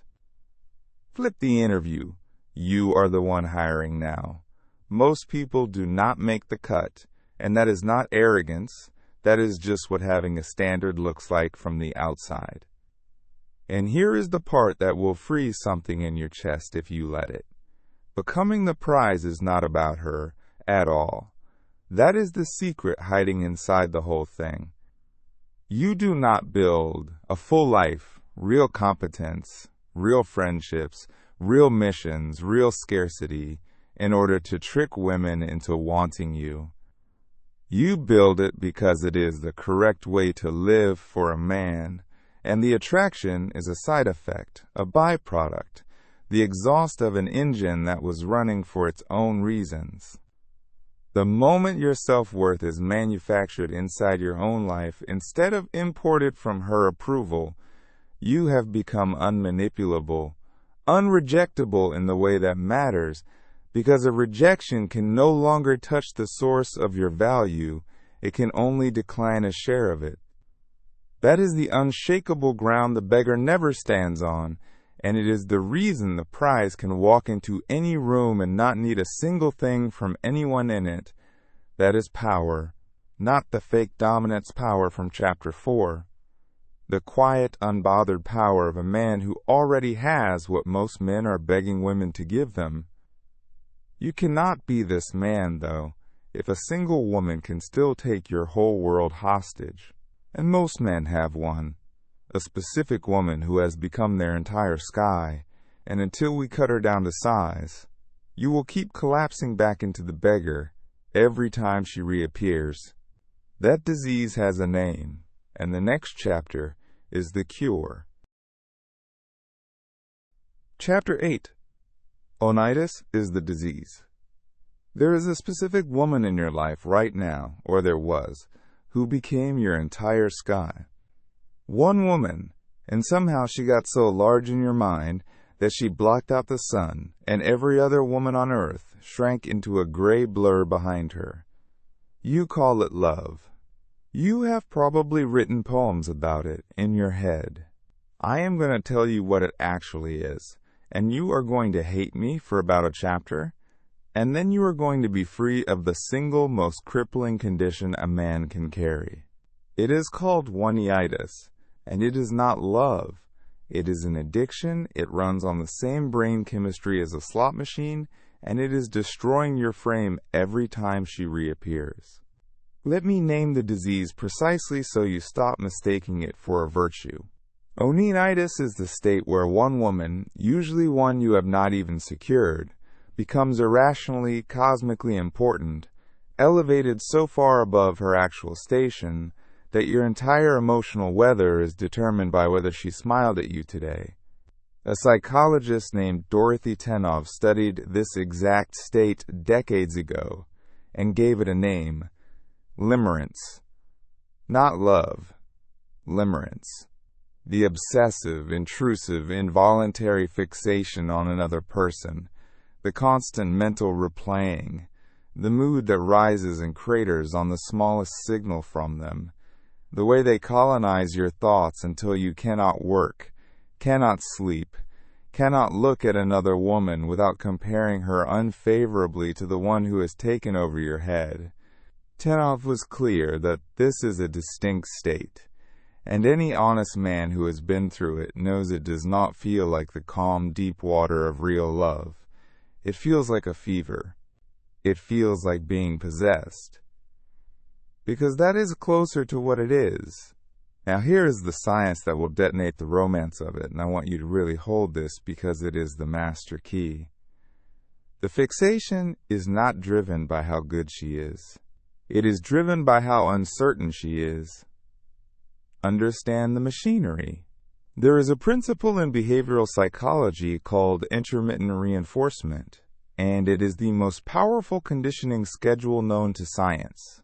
If you give a rat a food pellet every time it presses a lever, it presses calmly and stops when it is full.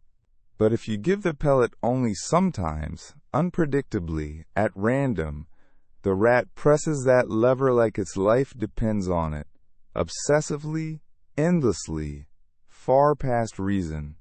Unpredictable reward creates compulsive behavior. This is why slot machines are built the way they are.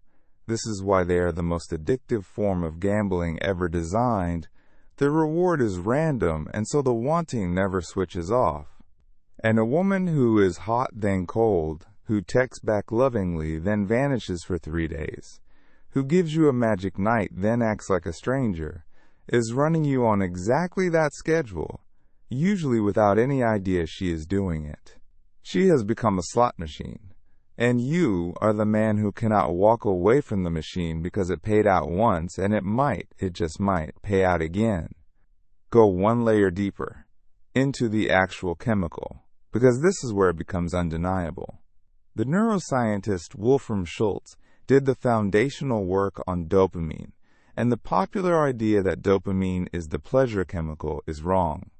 Dopamine is not about getting the reward, it is about wanting it, about the anticipation, and crucially, it spikes hardest not when the reward is predictable, but when it is uncertain.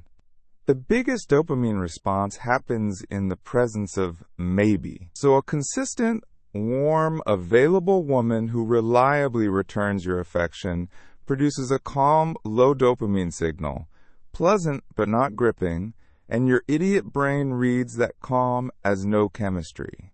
Meanwhile, the inconsistent, uncertain, maybe she does not woman keeps your dopamine system screaming, and your brain reads that screaming as, this is the one, this is love, I have never felt anything like this. You have the whole thing backwards. The intensity you are feeling is not the measure of how right she is, it is the measure of how unavailable she is. You are not in love.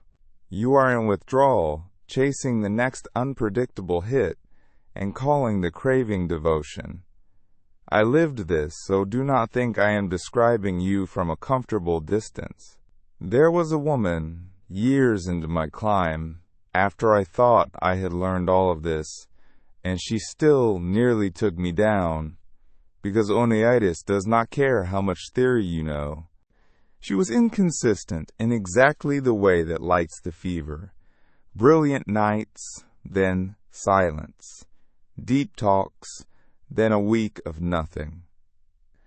And I watched myself, a man who had written half these ideas already, start refreshing my phone, start reorganizing my week around her possible availability, start feeling that gray blur descend over every other woman.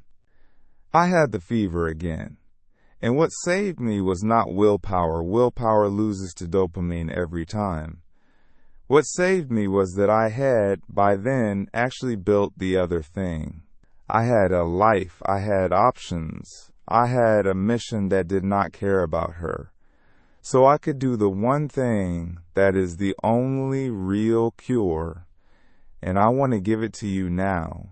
The cure for oneitis is abundance, and abundance is the deliberate destruction of scarcity. Here is the logic, and it is airtight. Oneitis can only exist in a condition of scarcity. She can only become your whole sky if the rest of your sky is empty. A man with one possible woman will inflate her value to infinity, because the human mind assigns catastrophic importance to its only option. This is loss aversion. This is the same reason a dying man will pay anything for the one medicine. But a man with a full life, real friendships, real purpose, and yes, other women he could plausibly spend time with, simply cannot inflate any single woman to the level of a god, because she is one valuable thing among several valuable things. And perspective is the enemy of obsession. You do not talk yourself out of one-itis. You cannot. The fever laughs at your reasoning. You build yourself out of it by constructing a life so full that no single person can eclipse the sun, because the sky has too many other lights in it. And there is a harder, faster cure that lives right beside abundance, and it is the willingness to walk. The Oneidas man is defined by one refusal: he will not walk away, because walking away means facing the void where she was, and the void terrifies him more than the humiliation of staying. So he clings, he tolerates, he accepts crumbs and calls himself patient, and every day he stays, he teaches her that she can treat him like a backup generator, and he will keep the tank full. The man who has beaten one-itis holds the opposite truth in his hand at all times. He will walk.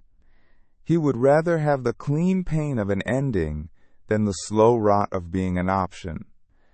And here is the savage irony that the universe built into this, the same irony that runs through this entire book. The moment you become genuinely willing to walk, you often stop needing to, because the willingness itself changes the signal you broadcast. It restores your scarcity. It kills the beggar she had stopped respecting, and she feels the ground shift. You do not walk to make her come back. That is a manipulation, and she will smell it. You become willing to walk because your self-respect actually demands it, and her renewed interest, if it comes, is just the exhaust again, the byproduct of you finally valuing yourself at the correct price. Let me be honest about how this feels, because I refuse to sell you a painless version. Cutting down a one-itis is a withdrawal, a real one, and it will hurt like one.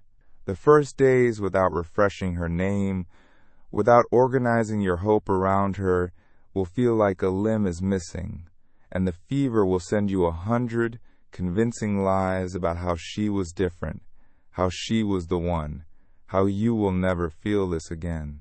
Do not negotiate with the fever. It is not your heart talking. It is your dopamine system filing a complaint about being cut off, and like all withdrawal, it peaks and then it fades, and on the other side of it is a clarity you have not felt in months. You will look back at the woman who owned your sky, and you will see her at her actual size, a person, a normal person, no bigger than any other, and you will not be able to believe you let her block out the sun. That moment, when she snaps back to actual size, is the moment you get your life back.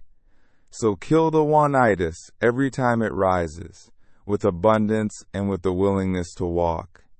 Refuse to let any single woman become larger than your own existence, because the day she does, you have handed her the keys to a man you spent years trying to build.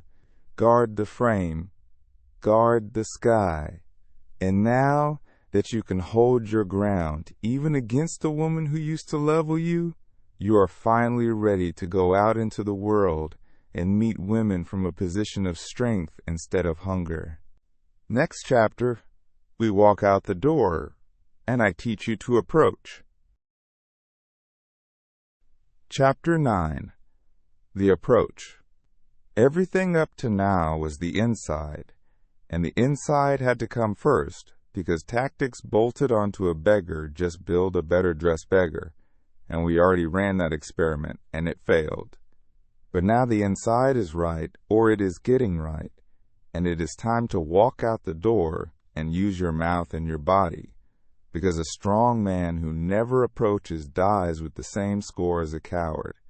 This chapter and the next are the field, the actual moves, the alpha tactics, and the pickup skills, stripped of the manipulation and the clown routines, kept only where they are real. Pay attention, because most men will read the mindset chapters, nod, feel enlightened, and still never speak to a woman they did not already know.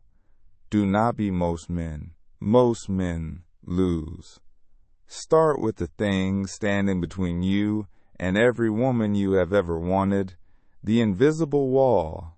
Approach anxiety. Let me tell you what it actually is, because naming it correctly is half of killing it. That surge of fear you feel when you see a woman you want to approach, the dry mouth, the pounding chest, the sudden brilliant list of reasons not to, that is not cowardice, and it is not a character flaw. It is an ancient survival alarm firing in the wrong century. For almost all of human history, we lived in small tribes, and social rejection was not embarrassing, it was lethal. To be cast out of the group meant death. No food, no protection, no mating. So evolution built you a brain that treats the risk of social rejection as a mortal threat, that floods you with fear at the possibility of a stranger's disapproval, because the ancestors who felt that fear stayed safely inside the tribe and lived, and the ones who did not got themselves exiled and died childless. Your approach anxiety is a survival gift from a world that no longer exists. The woman at the bar cannot exile you from the tribe. She cannot kill you. The worst she can do is say no, and you will walk away into a city of millions and eat dinner and sleep fine. Your body does not know that. You have to teach it, and you teach a body only one way, by doing the thing until the alarm learns it was crying wolf. Which brings me to the single most useful tactic in this entire book for a hesitating man, and it is old pickup wisdom, and it happens to be correct. The 3-second rule. When you see a woman you want to talk to, you have about 3 seconds before your brain, that ancient survival machine, starts building the case against it. In 3 seconds, the brain has not yet spun up the story, the what if she has a boyfriend, the what if people are watching, the what if I say the wrong thing. Move inside those 3 seconds, and you move before the fear fully arms itself. See her, decide, go, all before the committee in your head convenes.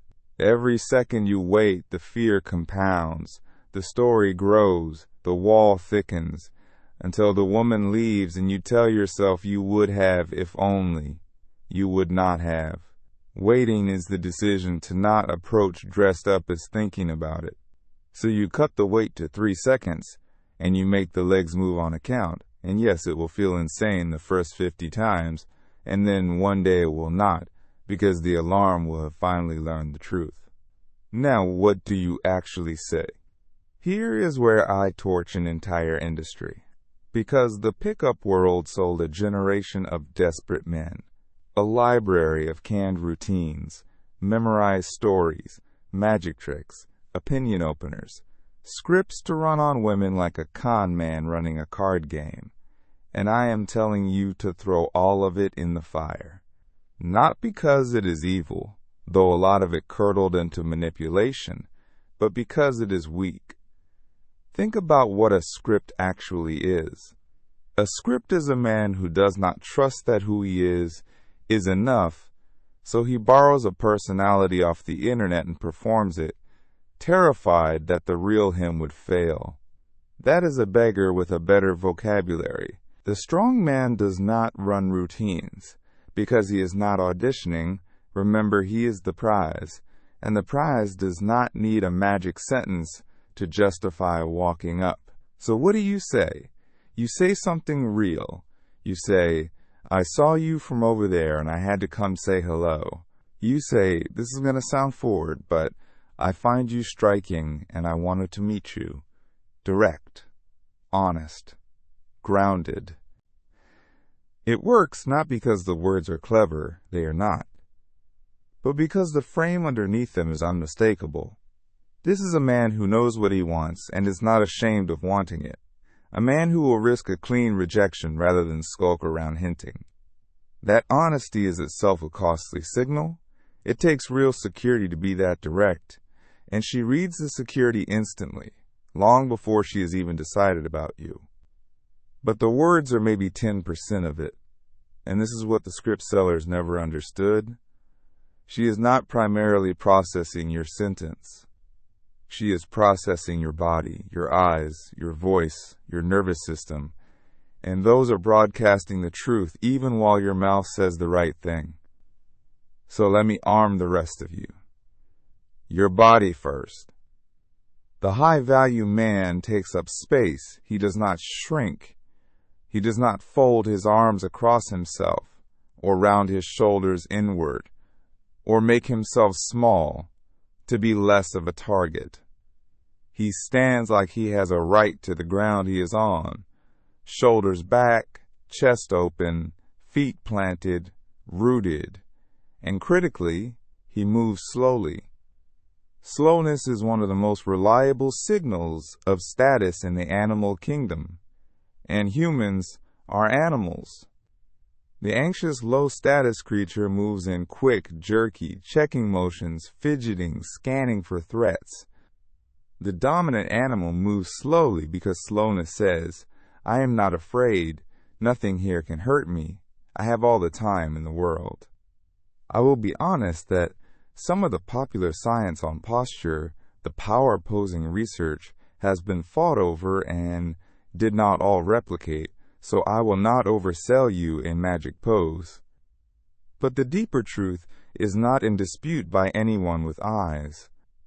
Relaxed, expansive, slow bodies read as confident, and tight, small, fast bodies read as afraid, and she is reading yours right now. Then your eyes. The beggar's eyes flick away the instant they are met, an ancient submission signal, the same one a low-status wolf gives a high-status one. The strong man holds eye contact, warmly, without staring like a psycho, but he does not flinch away first out of fear.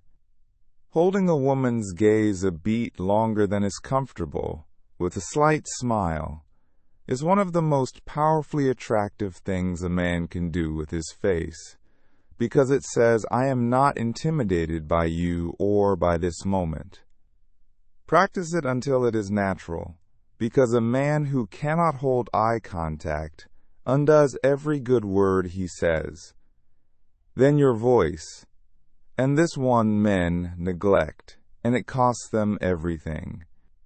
Slow down. The anxious man talks fast, rushing to get the words out before he is interrupted or rejected, and the rush itself screams low status. The high-value man speaks slowly, lets pauses sit, is comfortable in silence, does not rush to fill every gap, because he is not afraid of the space. Drop your pitch slightly, speak from your chest, not your throat, and end your sentences going down, not up. The insecure man turns his statements into questions, every sentence rising at the end, asking for permission, is this okay? Do you approve? The grounded man makes statements that land flat and final, downward, certain. Say your name like a fact, not a question. These are small things, and they are enormous, because tonality bypasses her thinking mind and speaks straight to the old facility, and the old facility is listening to your voice, for one thing. Is this man solid, or is he shaking? And underneath all of it, the mindset that makes the tactics real instead of theater is the one you built in the last 8 chapters, outcome independence. You are not approaching her to get something. Read that again. It is the whole difference between a creep and a king. You are not walking over there as a beggar hoping for a yes. You are a man with a full life offering a woman a chance to interact with you, and whether she takes it changes nothing about your day. When you hold that frame genuinely, the desperation evaporates, and with it goes the neediness she would have smelled from across the room. Rejection stops being a wound and becomes simple information, a filter doing its job, telling you this one is not available or not interested. Next. Most approaches will not turn into anything, and that is not failure. That is the normal statistics of the thing. The same way a great salesman hears no far more than yes and thinks nothing of it. Every no desensitizes the ancient alarm a little more until one day you feel it, the strange calm of a man who can walk up to anyone because he has walked up to 100 anyones and survived everyone. So you have crossed the room, held her eyes, spoken slow and true, and she has turned toward you and engaged. Good. Now the real dance begins. The push and pull, the test, the teasing, the leading, the escalation, the closing. The approach only opens the door. In the next chapter, I teach you to walk through it. Chapter 10. The Game. You crossed the room and she turned toward you. Now what? Most men, the instant a woman engages, revert straight back to the beggar, because the approach took all their courage and they have nothing left for the actual interaction. They start interviewing her. Where are you from? What do you do? Do you come here often? A job interview run backwards, the man auditioning, the woman bored. That is not game. That is a survey. This chapter is the real thing, the dance itself, the tactics that separate the man she gives a fake number to from the man she cannot stop thinking about, and I am going to give them to you straight, the ones that are real, and I am going to name the ones that are poison and tell you to leave them in the gutter where they were born.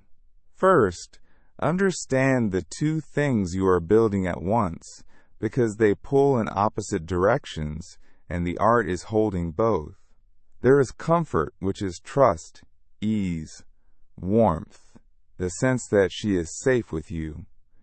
And there is attraction, which is tension, challenge, uncertainty, the spark. The beggar builds only comfort, floods her with warmth and agreement, until he is safe and boring, a human blanket. The idiot who read one pickup forum builds only attraction, all challenge and tension, until he is exhausting and she feels unsafe. The man who wins weaves them. Comfort, then challenge, then comfort, safety, then spark, then safety, and that weave has a name in the field. Push and pull, and it is the heartbeat of every attractive interaction on earth.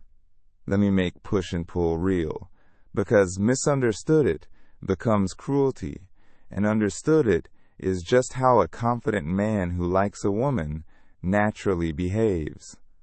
The pull is warmth, interest, a genuine compliment, leaning in. The push is a tease, a playful challenge, a moment where you pull your approval back a half inch. She says something a little spoiled, and you raise an eyebrow and say, "Wow, you are trouble. I do not know if we can be friends." You are smiling. It is play.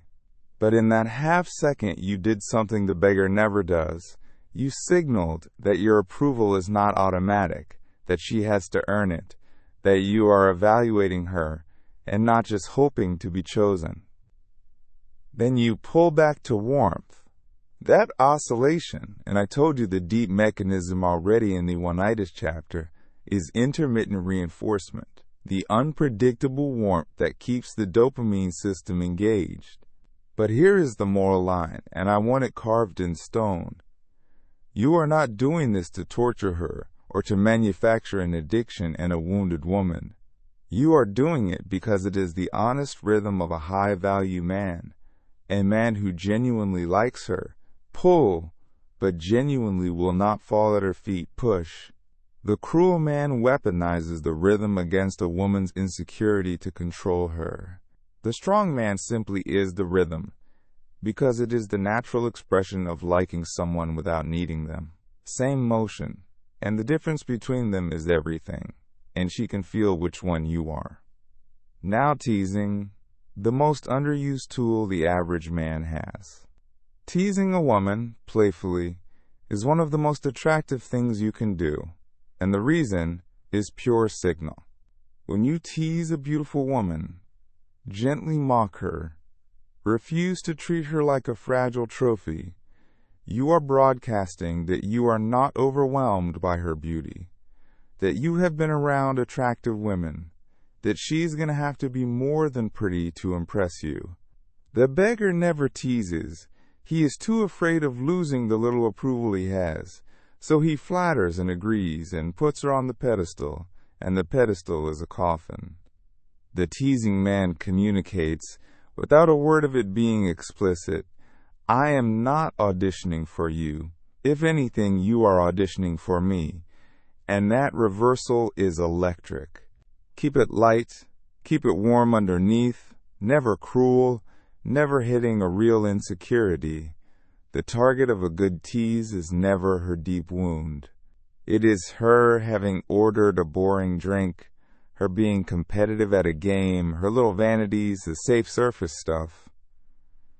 Cruelty is not teasing. Cruelty is a scared man who heard teasing works and aimed it at the soft parts because he has no lightness in him.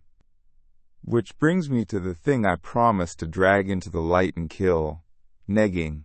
The pickup world invented this, a backhanded insult designed to lower a woman's self-esteem so she seeks your approval to repair it. You look great tonight, for someone your age. Nice dress, my sister has the same one. That is negging, and I am telling you as the hardest man in this genre, do not do it, and not because I have gone soft. Do not do it because it is the move of a weak man, and it exposes you as one. Think about what negging actually admits. It admits that you believe she is above you, that her self-esteem must be actively damaged before she could possibly want you, that you cannot win from a position of strength, so you have to sabotage her down to your level. That is beggar logic wearing a wolf costume. The strong man does the opposite. He assumes he is the prize, so he never needs to tear her down. He teases from above, from abundance, playfully. A man who could take or leave her and is enjoying finding out. Negging is contempt. Teasing is confidence. They look similar to a beginner, and they could not be more different in what they reveal about the man doing them. Now, her tests, because she will test you, we covered why in Chapter 5, her instincts need to know if your frame is real or a costume.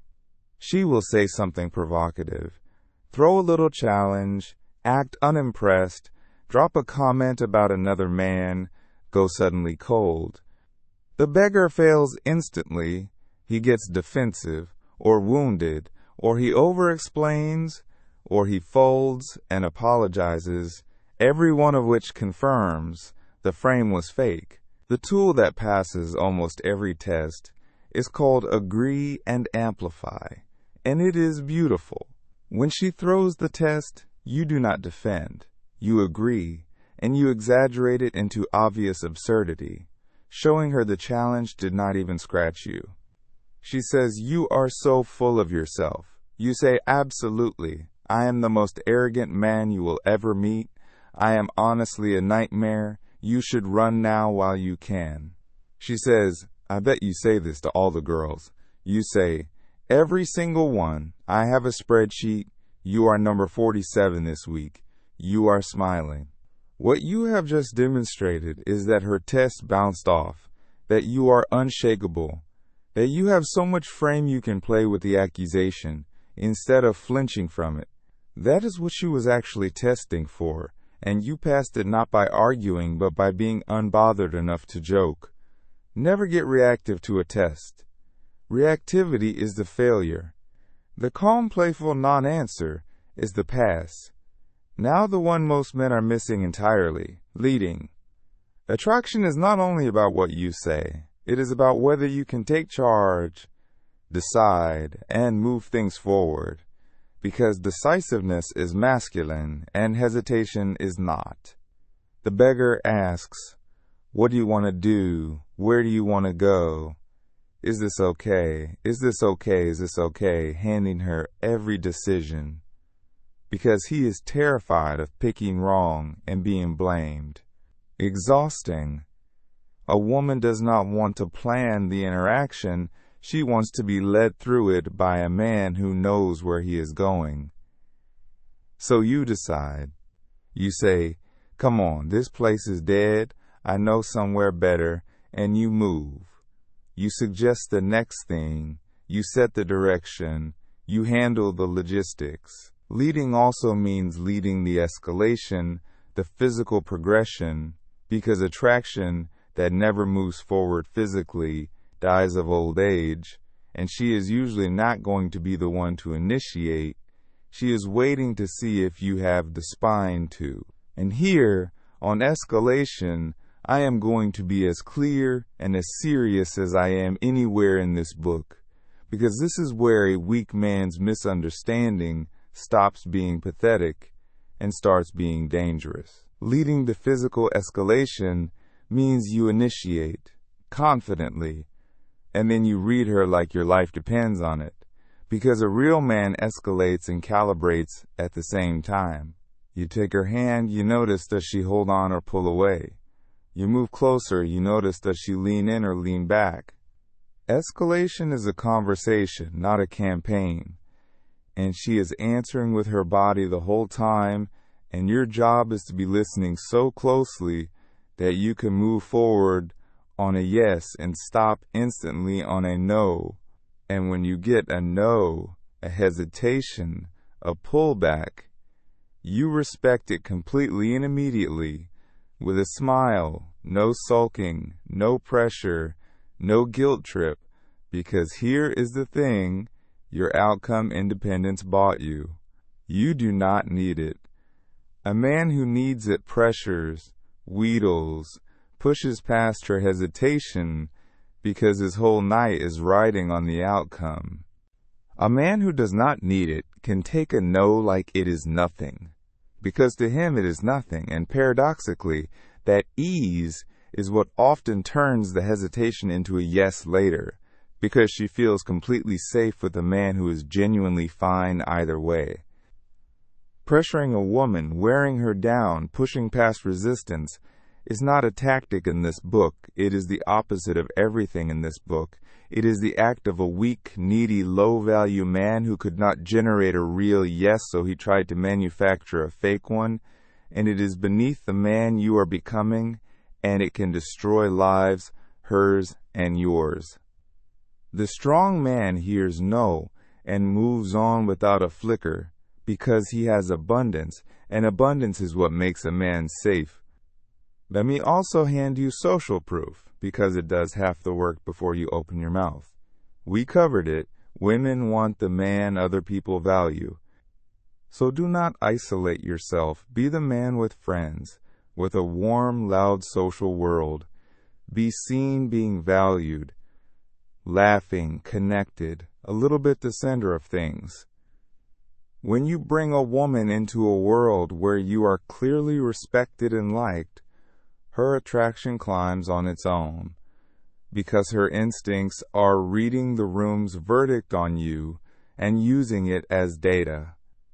And I will name the poison version so you avoid it. The manipulator's move of isolating a woman away from her friends and her support to make her easier to control. That is not social proof, that is predation, and it is not in this book. Build a life so full of genuine social value that you never need a single dirty trick, and let her see it. Finally, the close, because a man who does all this and then fumbles the ending has caught the fish and dropped it back in the water. When the interaction is good, do not let it dribble out into an awkward goodbye and a hopeful nothing. Assume the sale. say, "I have to go, but I have enjoyed this. We are continuing it. Put your number in," and hand her your phone.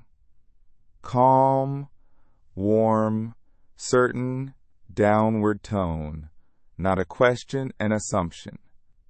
Then lead to the actual next meeting. Suggest a real plan, a specific thing, and here's the last discipline. After you get the number, do not revert. Do not fire off 10 texts that night, undoing everything. Do not become the eager beggar again the moment you are alone. You are the prize through the whole arc, in the approach, in the game, and after, or you were never the prize at all, you were just a beggar having a good night. All of this, every tactic in this chapter, is nothing but the natural behavior of a man who likes a woman and does not need her. Run it without the inner game, and it rings hollow, and she hears the hollowness. Build the inner man first, the one from the last 9 chapters, and these moves stop being techniques you perform and become simply how you move, because they are what a grounded, abundant, unbothered man does without thinking. And the deepest source of that groundedness, the thing that makes the indifference real instead of acted, is not a woman at all. It is a mission. That is the last piece, and it is the biggest, and it is next. Chapter 11. The mission she can't compete with. Everything in this book collapses without the thing in this chapter. All of it. The non-neediness, the abundance, the frame, the willingness to walk. Every bit of it is impossible to fake, and impossible to sustain unless it is standing on one foundation, and that foundation is a mission, a purpose in your life that outranks women. Without it, your indifference is an act, and we establish that acts get detected. With it, your indifference is simply true, because you genuinely have something you care about more than her approval. This is the deepest source of everything attractive about a man, and it is also the part every other book waves at vaguely and never explains, so I am going to explain it, and then I am going to tell you exactly how to build one, because a mission you cannot construct is just another abstraction, and I promised you no abstractions. First, why it works, because you should never do anything in this book on faith. A man with a mission is attractive for reasons that run straight down to biology.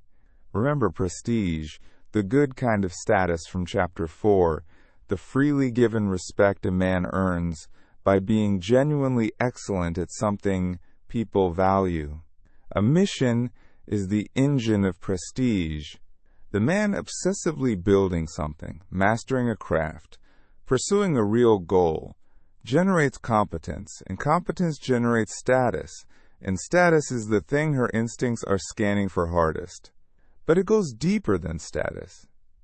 A man on a mission has somewhere to be, which creates real scarcity, not the fake kind. He has a source of meaning that is not her, which makes him genuinely unable to be desperate. And there is a fire that comes off a man who is going somewhere, an energy, a sense of momentum, that women find magnetic in a way they struggle to describe, because on some ancient level they are reading a man's trajectory, and a man climbing is a better bet than a man standing still. Her attraction to your ambition is not shallow, I told you this already. It is one of the oldest and most reliable instincts she has. Now the hard truth about why you do not have this yet. You have been making women your mission. That is the whole problem, in one sentence. The pursuit of women, the validation, the sex, the approval, has been sitting in the center of your life where a real purpose should be, which is exactly why you are needy. Because when women are your mission, you cannot possibly be indifferent to the outcome. The outcome is your entire life. This is the great inversion you have to make, and it is the master move of the whole book. You have to move women out of the center of your life and put something else there, something bigger. And paradoxically, the moment women are no longer the mission is the moment you become the man who gets them.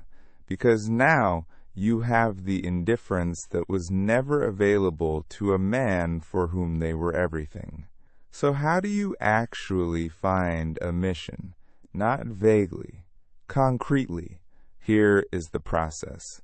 Start with a simple, brutal question and sit with it honestly. What would you spend your life doing if no woman would ever know about it, if there were no validation in it at all, if you would never be seen or praised for it? That question strips away the parts of your ambition that were secretly just another way to chase women, and what is left, the thing you would still want to build in a world where no one clapped, that is the seed of a real mission. Maybe it is building a business. Maybe it is mastering a craft or a skill or an art. Maybe it is a body and an athletic goal. Maybe it is building something in the world, an organization, a piece of work, a body of knowledge. It does not have to be grand to the outside world. It has to be real to you, big enough to organize a life around, and hard enough that pursuing it will forge you. Then, and this is where other books leave you stranded, you make it concrete and daily, because a mission that lives only in your imagination is a fantasy, not a mission. Here is the machinery. Pick one primary mission, one, not five, because a man chasing 5 things is chasing nothing. Define a concrete long-term goal, something measurable, something you could point at and know whether you hit it. Then work backward into a daily practice, a block of time, every single day, ideally first thing, that you spend advancing it. Not when you feel inspired. Every day, on schedule, whether you feel like it or not, because discipline is the thing that separates a man with a mission from a man with a daydream. Guard that block like your life depends on it, because in a sense it does. This is deep work, focused, undistracted, hard, the kind of effort that actually builds competence. And competence is what turns into the prestige, that turns into the status she cannot resist. An hour of real, focused work on your mission every morning will, over a year, build a different man, and over 5 years, a man you cannot currently imagine being. There is even a biological kicker here that I will give you honestly with its caveat. There is research suggesting that winning, achieving, competing successfully is associated with rises in testosterone in men, sometimes called the winner effect. And while the human data is messier than the gym bros claim, and I will not oversell it, the general picture that a man who is winning at something carries himself differently, with more drive and more presence, is not seriously in doubt. Success compounds. A man winning at his mission walks into the room carrying the chemistry and the bearing of a winner, and that is not something you can fake with a pose. It is something you generate by actually winning at something real, day after day. So the mission is not just a psychological trick to make you less needy. It literally changes the man who walks into the room. Let me be concrete about what this looks like in a life, because I lived the difference.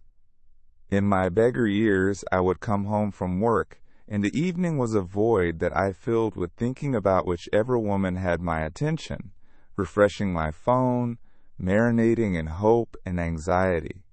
The void was the problem.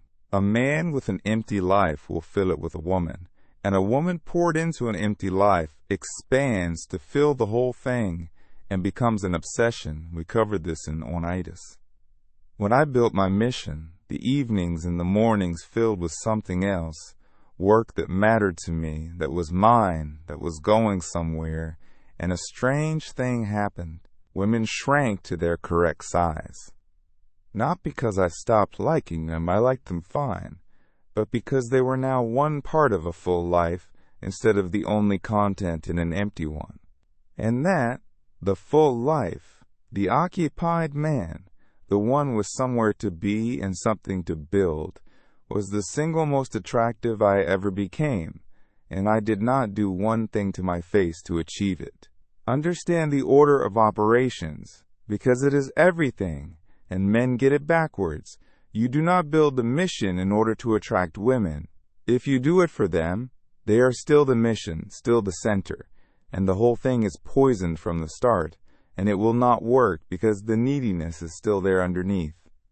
You build the mission because it is the right way for a man to live, because a man is meant to have a purpose, to build, to strive, to point his one life at something worthy, and the attraction is a byproduct, the exhaust of an engine running for its own reasons. Get this order right, and everything downstream takes care of itself. Get it wrong, use the mission as bait, and she will smell the bait, because a man performing purpose to attract women is just a beggar with a hobby. So this is the assignment that outranks every other assignment in this book. Find the thing you would build, even if no one watched.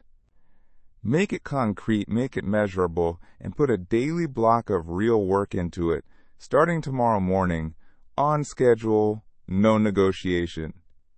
Move women out of the center of your life and put your mission there, and let them become what they were always supposed to be, a wonderful part of a full life, never the whole of an empty one. Do this, and you will have built the foundation that makes every other chapter real instead of theatrical. Now you have the philosophy and you have the pieces. But I promised you I would not leave you at the abstraction line, where the other books abandon their readers. So the next chapter is different from everything before it. It is not ideas. It is the blueprint, the exact, concrete, day-by-day program for building this entire man, with the drills, the numbers, and the timeline. Turn the page, and let us get to work. Chapter 12. The Blueprint.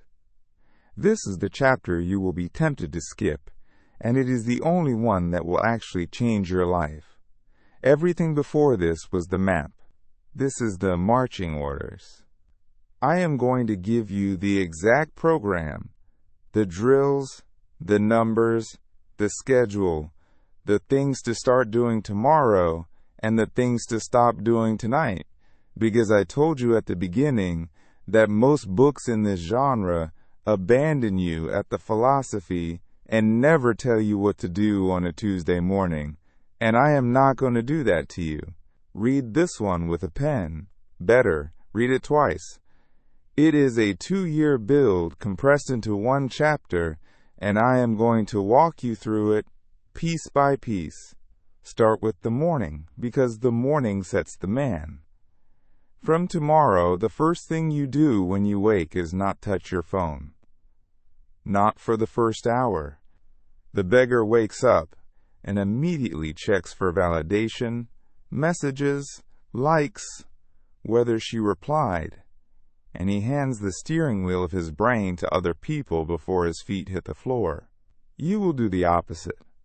You wake, and the first block of your day, 60 to 90 minutes, goes to your mission, the one you defined in the last chapter. This is deep work, focused, phone in another room, on the one thing you are building. Every day, not when inspired. This single habit, mission before phone, first thing, will over a year separate you from 90% of men, because 90% of men give their best cognitive hours to their phones and their scraps to their purpose. You will invert it. Now the body, because it is the fastest visible when, and it changes your chemistry and your bearing.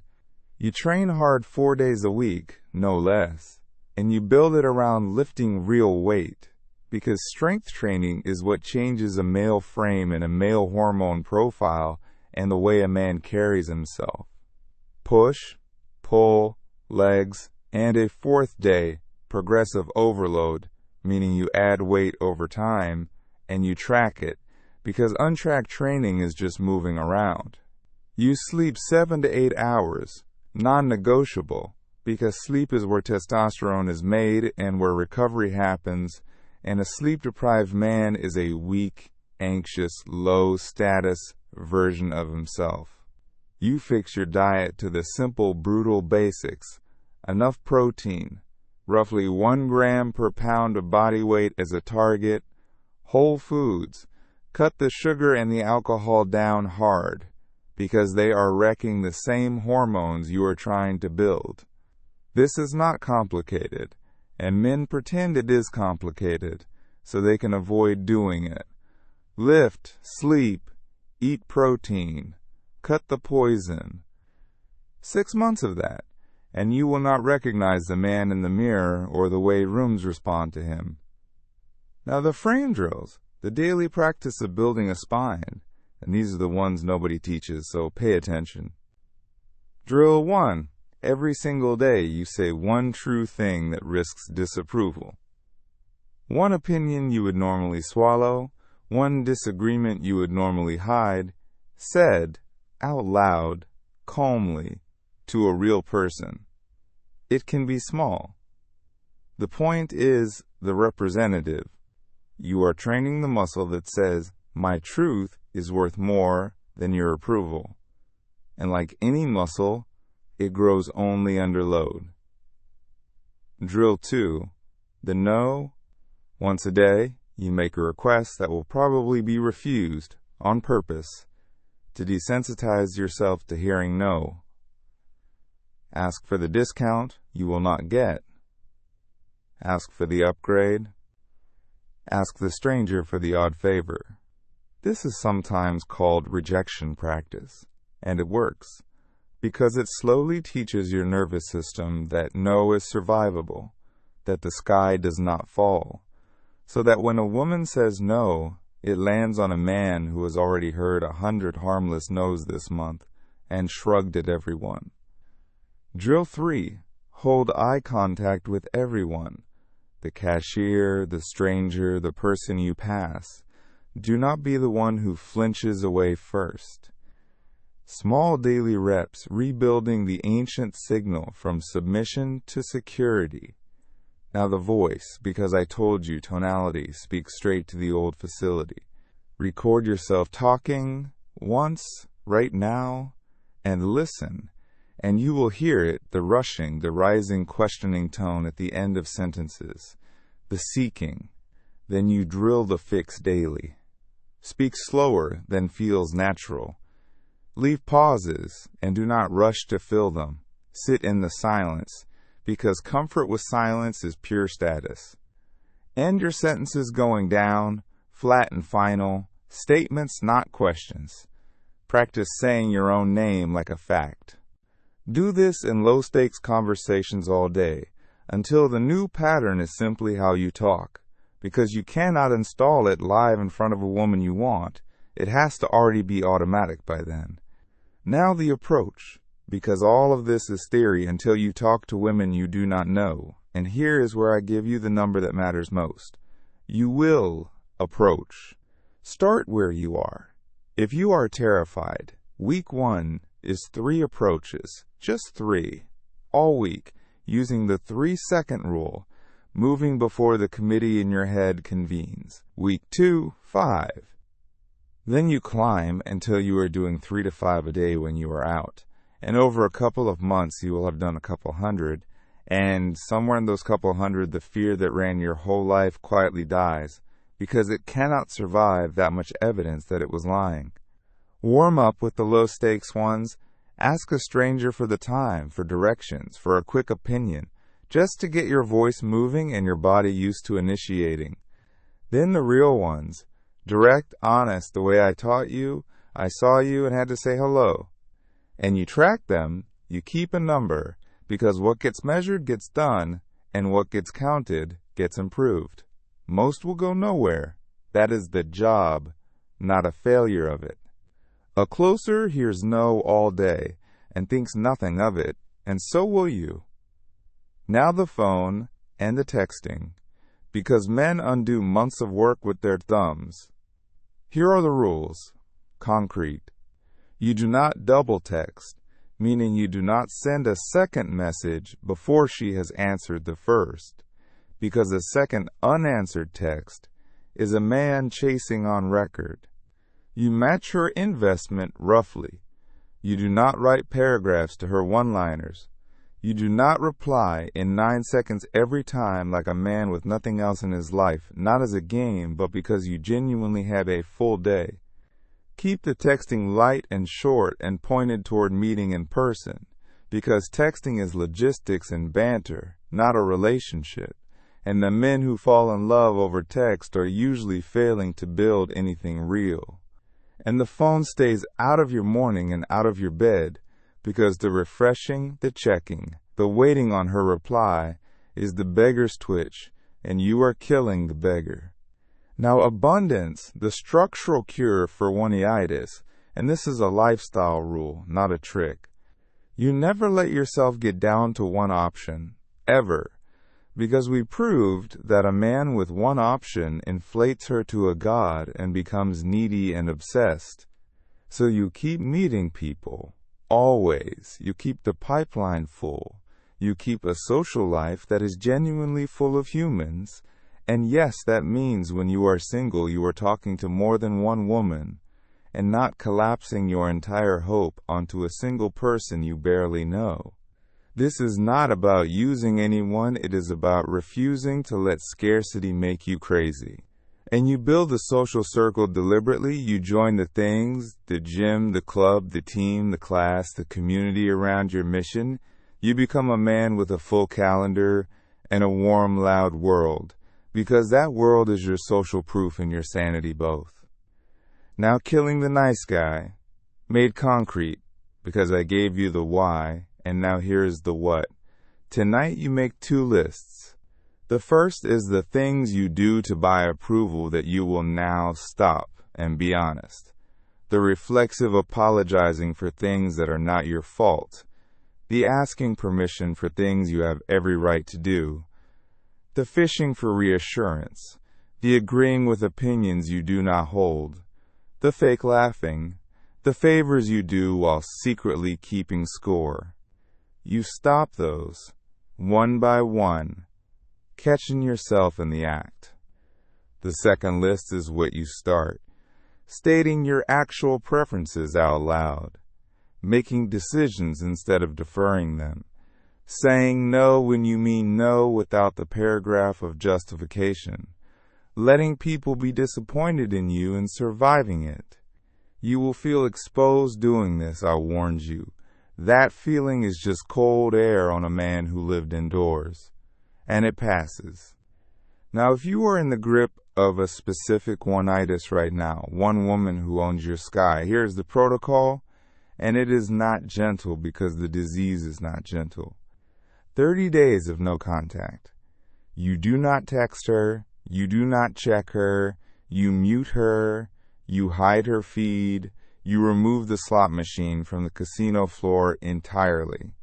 And you do not sit in the empty time you have freed up, you pour it straight into the mission and the body and the approaches. You replace the drug with the build. 30 days, minimum, and you will white knuckle the first week. And the fever will send you 100 convincing lies, and you do not negotiate with it, and around week 2 or 3 you will feel her snap back to actual size, a normal person, no bigger than any other, and you will get your mind back. That is the cure. It hurts, and it works, and nothing gentler does. Now the tracking, because a man who does not measure is a man lying to himself. Keep a simple log. Every day, did you do the mission block? Did you train? If it was a training day, did you do your frame drill and your daily no? How many approaches? Once a week, sit down for 10 minutes and review it, honestly, and adjust. This is not obsessive. This is how anything real gets built, with measurement and correction, and the man who tracks pulls away from the man who wings it every single time. Now the timeline, because you need to know what to expect, so you do not quit at week 3 when you are not yet a new man. The first 30 days are ugly. You are installing habits, the drills feel forced, the approaches are terrifying, you see little external result, and this is exactly where 90% quit and stay beggars forever. Push through it, because you are building the engine, not driving the car yet. By 60 days, the habits start to automate. The morning block is just what you do now. The training is routine. The approaches are merely uncomfortable instead of terrifying, and you start to feel the frame changing from the inside. By 90 days, other people begin to notice. Your body is visibly changing, your bearing is different, women respond differently, and you are not entirely sure why, except that you feel it too. And then the real timeline, the one that matters, the 1 to 3 years, because that is how long it takes to build genuine competence at your mission. A genuinely strong body, a genuinely full social life, and a genuinely unshakable frame. There is no 30-day version of becoming this man. Anyone selling you one is a liar. But there is a certainty in it that almost nothing else in life offers, which is that if you actually run this program, if you actually do the drills and hit the numbers and hold the line, you will become this man. Because the process is mechanical, and it has worked on every man who ran it, including the car park attendant I used to be. One last thing, the single rule that sits above all the others. The one to fall back on when you forget everything else in this chapter. Build yourself, not her opinion of you. Every drill here, the mission, the body, the frame, the approaches, is really the same act. The act of moving the source of your worth from outside you to inside you, from her verdict to your own becoming. Do that, and the woman chasing sorts itself out as a side effect. Because you will finally be the man from the first page, the second man in the room, the one who is not reaching. Now close the book and go do the first thing. The morning block. Tomorrow. Before the phone. That is where it starts. Chapter 13. The Man Women Chase. Go back to the first page with me. To the 2 men who walk into every room. The first one wants something, and she feels it in 4 seconds and closes. The second one wants nothing, and they orbit him all night without knowing why. When you started this book, you were the first man, and I promised I would turn you into the second one, all the way down, not the costume of him. So let me tell you what the second man actually is, now that you have the whole picture. Because it is not what you thought when you picked this up. You thought the second man was better at wanting women. He is not. The secret, the thing hiding underneath this entire book, is that the man women chase is the man who has stopped needing them to feel like a man. That is the whole trick. And it is not a trick at all. It is a transformation. Everything we did, the biology, the frame, killing the nice guy, becoming the prize, curing the one-itis, building the mission, running the drills, all of it was in service of one single move, taking the source of your worth out of a woman's hands and putting it back in your own. That is the entire book in one sentence. You came here wanting a woman to make you feel like enough, and you are leaving as a man who is already enough. And that reversal is the exact thing that makes them chase, because a man who is already enough is the rarest and most attractive thing in the world. I want you to feel the size of what that means, so let me take you back through the wreckage with your new eyes. Remember the 19-year-old in the borrowed suit, parking cars at her wedding, calling his own erasure maturity. He did not need a different suit or a better body or more money. He got all of those later, and nothing changed. He needed to stop kneeling to a woman who had not asked for a servant. Remember the man on the apartment floor in the good jacket? So exhausted with his own begging that he finally stopped caring. And how that exhaustion, that surrender of the need, was the exact moment he became attractive. He spent 10 years, trying to earn what became available the instant he stopped trying to earn it.